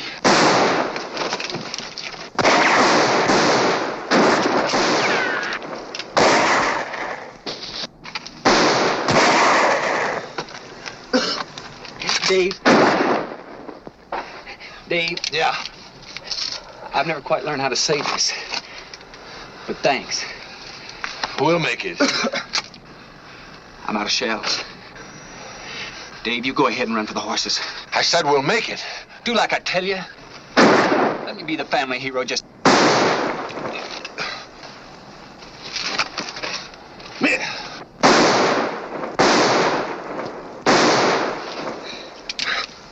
Ned?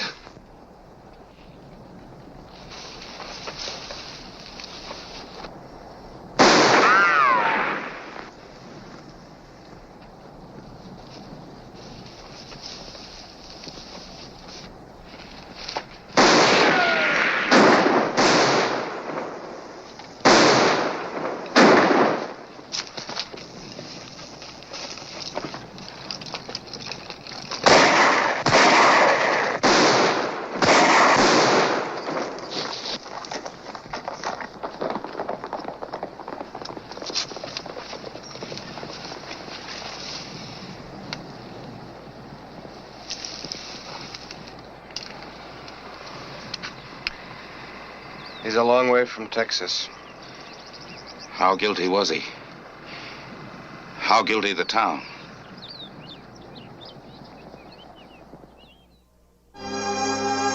Dave Porter miraculously escaped Texas. We buried his brother Mitt where he was killed in the Chiricahuas. It was no happy ending to a girl's dream of home and family. But that's the way it happened. Mitt Porter made some mistakes in his young life in this young country and learned, as did many residents of Tombstone, that only the town was too tough to die.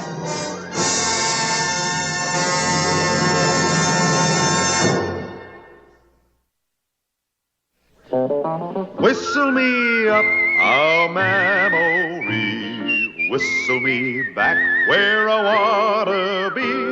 Whistle a tune that'll carry me to Tombstone territory. If your past has run run afoul of the law, it's a handy place to be. 'Cause your future's just as good as your draw in Tombstone territory. Whistle me up a memory, whistle me back where I wanna be. Whistle a tune that'll carry me to Tombstone territory.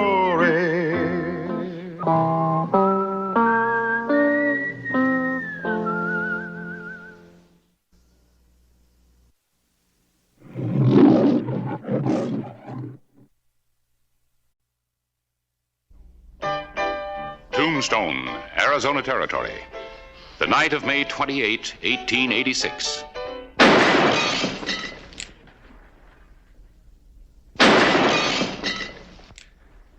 How about that, Sally? Well, everybody's having fun with Big Bill. Saturday night, why don't you celebrate? Celebrate what? Silver mine I'm going to find for you, maybe. That's what. Should I hold my breath?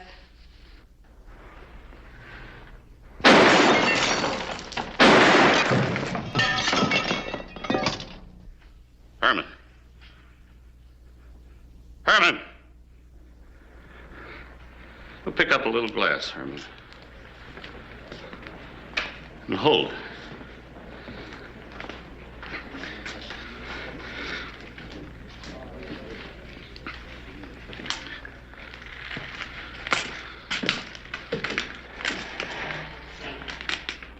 Well, now, Sheriff, you got in my way.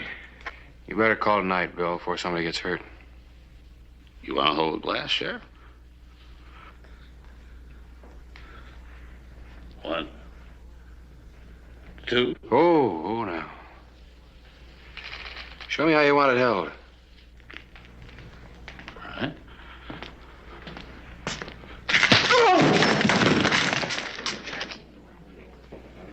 I'm sorry I had to clip him, Sally. Why bother to tell me about it? I don't care what happens to him. Jack, take care of him.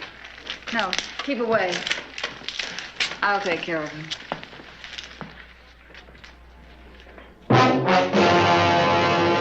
An actual account from the pages of my newspaper, the Tombstone Epitaph.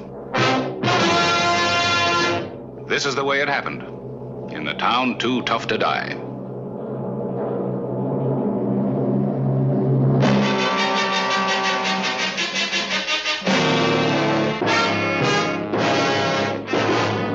Tombstone Territory.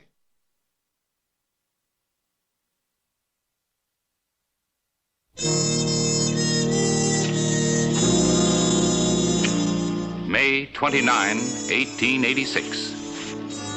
Sally.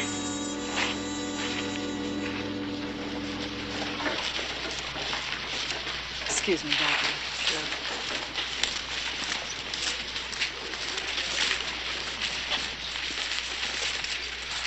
Well?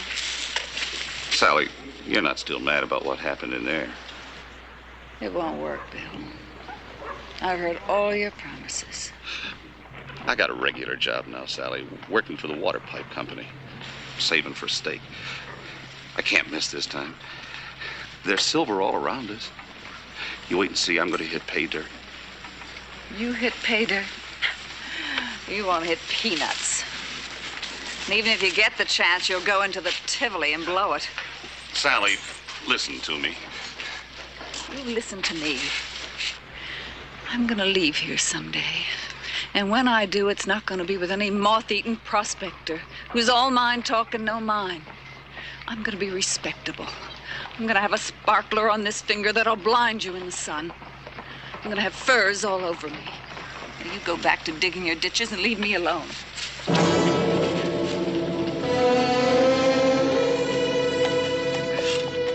Oh, look, you kids move back. You're going to get hurt here. Aw, Bill. Hello, Jerry. Emily. We're not hurting anything, Mr. Hollister. We're just watching. Yeah, well, you better go watch from over there. Can we play around the old Marla house, please, can we? Sure, I guess so nobody else is using it. Keep you off the streets. Patsy Thanks, Mr. Hollister. Thanks. I'll be the mother, and you can be the husband coming home from work. I'm not going to be the husband. I'm going to be the sheriff. How you doing, Bill? Fine. What do you got, a broken water pipe? Yeah. Yeah.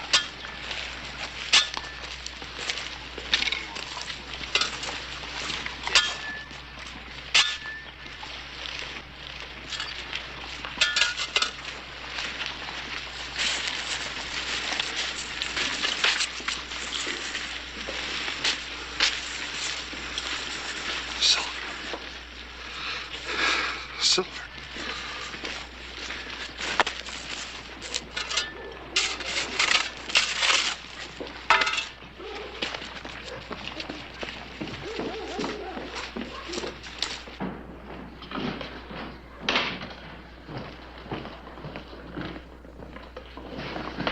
Sally, What are you doing here? Lose your job? I just hit a silver vein rich as they come. What, again? This'll go 8,000 a ton if it goes a dime. Where'd you find it this time? Right out where I was fixing that pipe, right in the middle of Allen Street. Middle of Allen Street. What? Look, that city property, I can't file a claim on it, right? Right. The Marlowe house is right next to where I was digging. You can buy it for $1,600. 1,600. So, Sally, you told me once you had a little nest egg put by. Bill, if you don't get out of here and quit wasting my time, I'll throw you out. You said you had $2,000. Sally, this can mean $500,000 to us, maybe better. Bill. Look, the house is only 40 feet away from where I was digging. Now, if you owned it, I could tunnel under the street. Nobody'd ever know the difference. The silver, we'd have to sell it in some other town. Tucson, that's easy. What's in it for me? 20 cents on every dollar I take out. Make it 50. Okay, baby. I'm not going to argue the split with you. I'm going to ask you to marry me. First 5,000 I take out of that mine. I want 10. Okay. What's the matter, baby? The pipe repair job you were working on. Won't one of the other workers discover the silver ore? I covered it all up. I'll fix it tonight. Well, let's have a drink, partner. Okay, partner. Hi, Sheriff. Have a drink? No, thanks, Bill. You particular who you drink with? I just have to finish my rounds. You know, Hollister, I'm going to hit it big out here one day. I'm going to have money coming out of every pocket. I'm going to own half a Tombstone. Don't pay any attention to him, Sheriff. You know, some of them start drinking early. Start running off at the mouth. Now, why don't you be a very nice boy and say goodbye to the sheriff before you get into trouble again? See? Why don't you make me a deputy?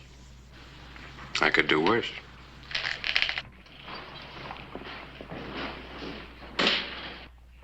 You better forget you're mad with Hollister and hold your tongue or the deal's off.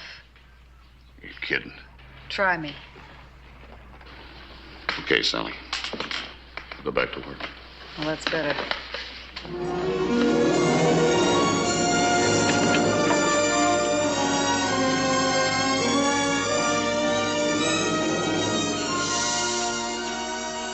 June 14, 1886. The unique mining operation began with Sally's purchase of the old Marlowe place as a home. The lumber for shoring the shaft and tunnel was brought in as new flooring ordered by Miss Sally Wilson for repairs on the old house. Life on Allen Street went on as usual, nobody dreaming that inside the house a shaft would soon extend down to a depth of 10 feet. And that from the bottom of the shaft, a tunnel would extend over 40 feet to a point beneath the street where Big Bill had made his discovery. There was another problem. The dirt had to be carted away secretly. August 10, 1886. The silver deposit was reached.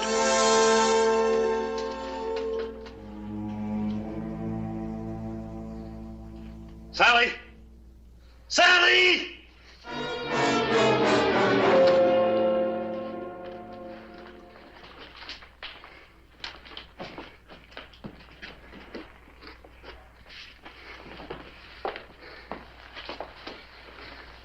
You know, it's a funny thing. These things were filled with dirt. They weighed a ton. Now they got silver in them. They're light as feathers. You didn't tell anybody they could come? Of course not.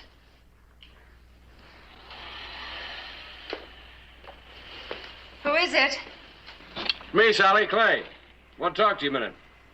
Well, just a minute, Clay. I'll be right with you.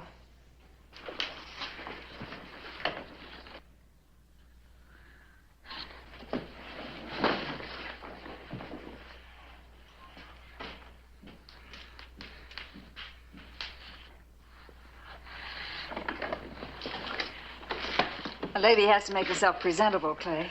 May I come in? Sure.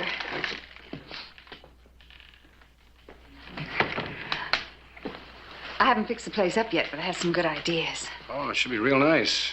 Things seem to be going better for you and Bill. Hmm. I want to talk to you about him. About Bill? Mm-hmm.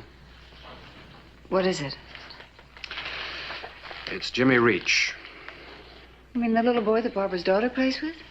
He was playing around the house here the other day, and Bill ran him off. Oh. He slapped him. Oh, no. Jimmy's father's got a terrible temper, and so has Bill.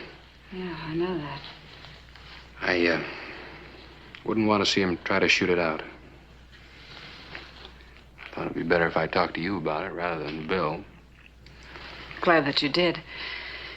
He gets pretty riled up, even when your name is mentioned. I guess I got that kind of personality.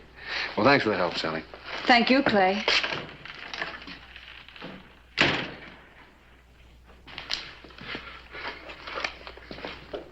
You were standing right over it, honey. We're getting lucky all the way around. Why'd you slap Jimmy? Well, he was getting near our diggings. So Hollister shows up. These are big stakes. Don't be a fool and give them away, Bill. Now get back to work. The morning of September 2, Big Bill took out enough silver to make a down payment on an important purchase.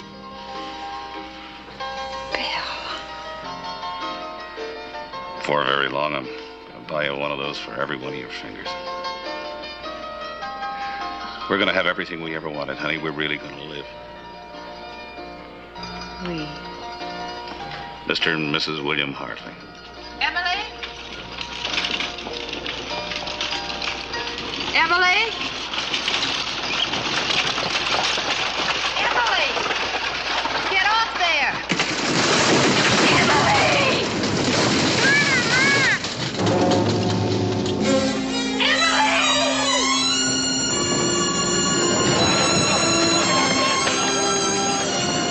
It's a tunnel. No! No!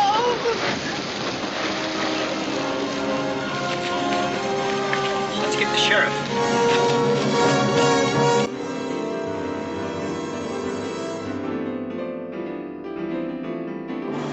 Emily, my baby, my baby.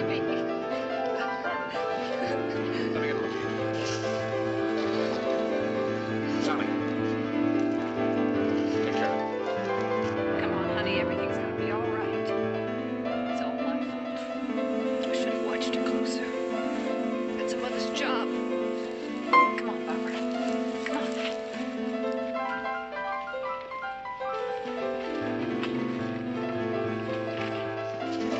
Emily.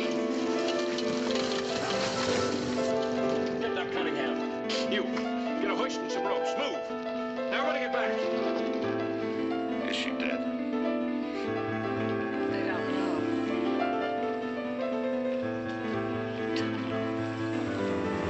Is that the reason the street caved in? I let her run wild. You have to watch your little girl. Anything can happen. Barbara. Now listen to me. She needs you now more than she's ever needed you in her entire life. I want you to talk to her quietly. Her mother's voice could be very important to her.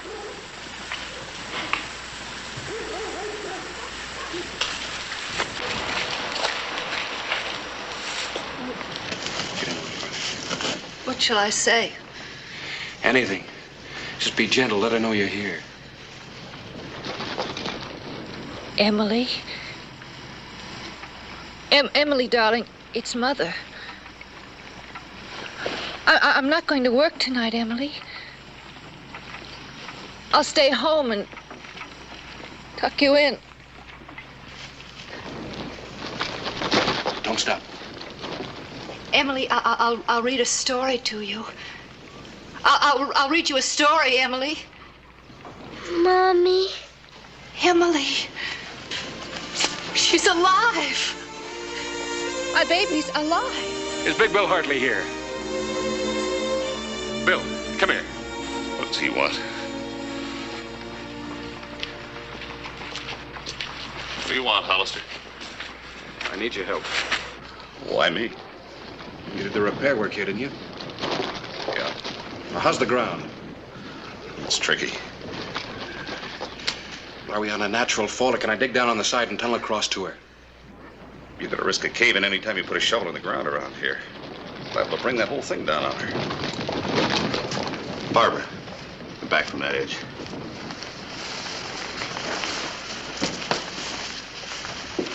You didn't have to go down that far for the water line, did you? Of course not. And why's the hole so deep? Well, how do I know? Could be a natural fault, an old well, a spring. Could be anything. You got any ideas about getting her out? A rope around her waist might work. Not if she's pinned. Yeah, well, maybe she isn't. It's tricky to get down there. We'll get a loop. Bill, we going to have to tell about the tunnel? No, we'll get the kid out. Are you sure? Now, don't get mixed up, Sally. What we got is ours. If we find that silver mine, we got nothing. We'll get the kid out. Big Bill Hartley and Sally kept their secret about the tunnel from the old Marlowe house to the mine, through which the girl could have been reached.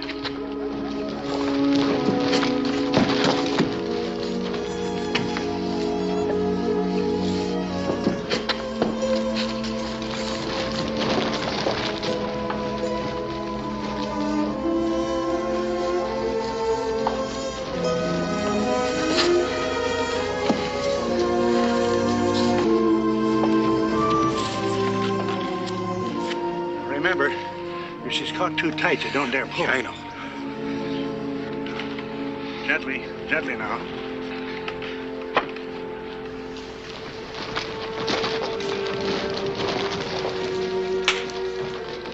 Easy. Mommy, the rope hurts. Stop pulling. You can't get her out that way. You've got to think of something else. I'll have to go down after her. Now, wait a minute. You're no miner. You'd have that whole thing on top of her. I'll go alone.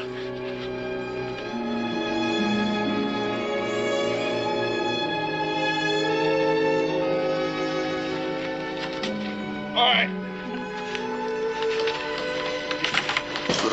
Keep your feet away from the rocks, Bill.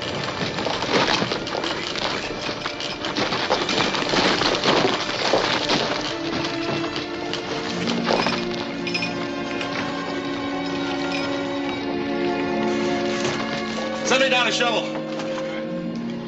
You're gonna be all right, honey.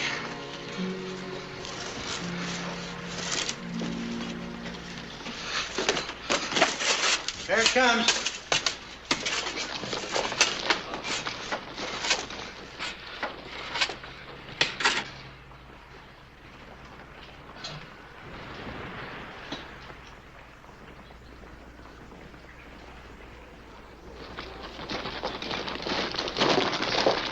How's it going, Bill? Slow. You want me to spell you? No. No. I'll stay down here alone.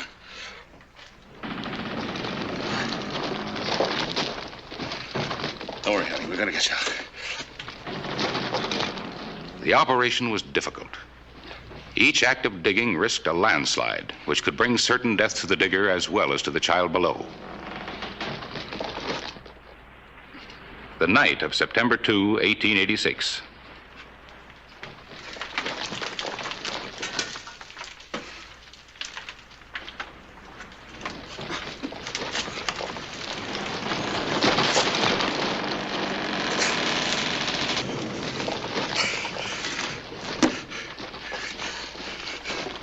soon now, honey.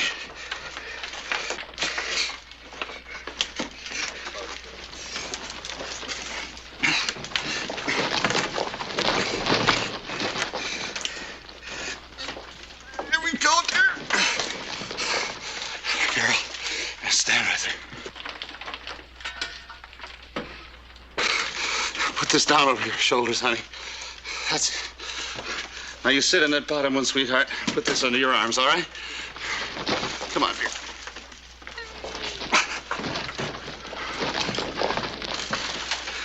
Sheriff! Hi. We got her. Billy! Take her arm out of there. Okay. All right.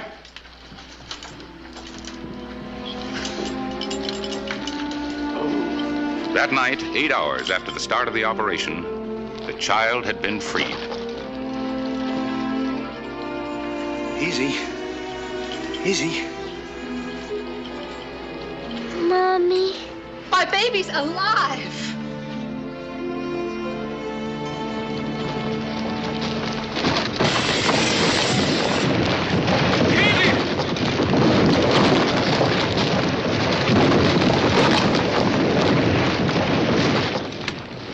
Take hours to clear. Hours will be too late. We've got to get him out soon. I can't work fast, Doc. The whole street may cave in on top of him. Bill, don't give up, Bill. It means too much to us now. I've given up, Sally. Tell him. It means too much to us now. Tell us what, Sally? Nothing, Clay. He's delirious.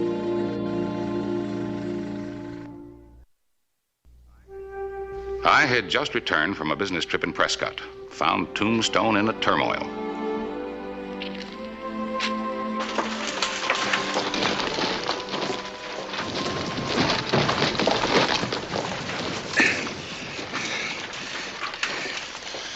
How's it going, Bill?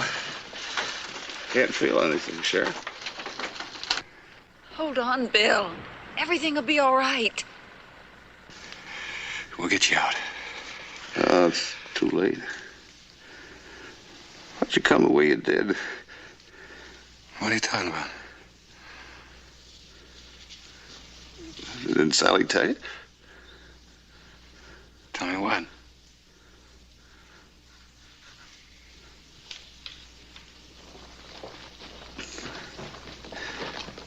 This is a tunnel between our house and the mine.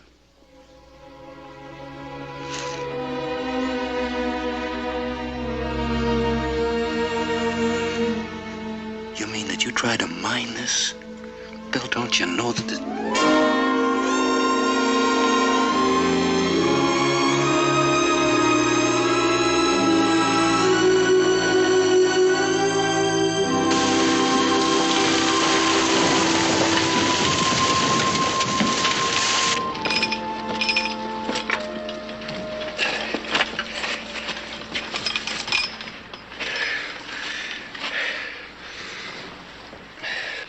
Anything I can do? No, thanks, Harris. We'll get him out now to bury him. They had a mine. They were mining here? This is just an isolated pocket. Huachuca Water Company found it when they laid the pipe 4 years ago. Rich ore, no vein. Wasn't even worth digging up the street. Sally, there's a man dead and you could have saved him. We're gonna have a long talk. I'll be around.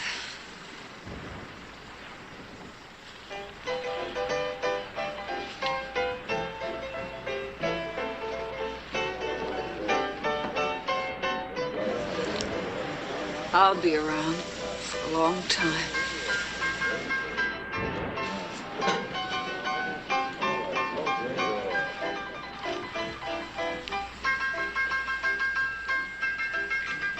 Soup. Looks like dirt.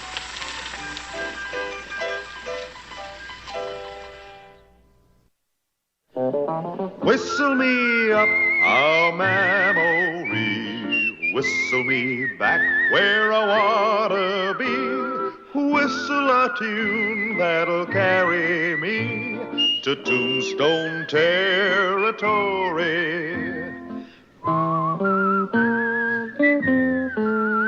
If your past has run afoul of the law, it's a handy place to be. 'Cause your future's just as good as your draw in Tombstone territory. Whistle me up a memory. Whistle me back where I wanna be. Whistle a tune that'll carry me to Tombstone territory.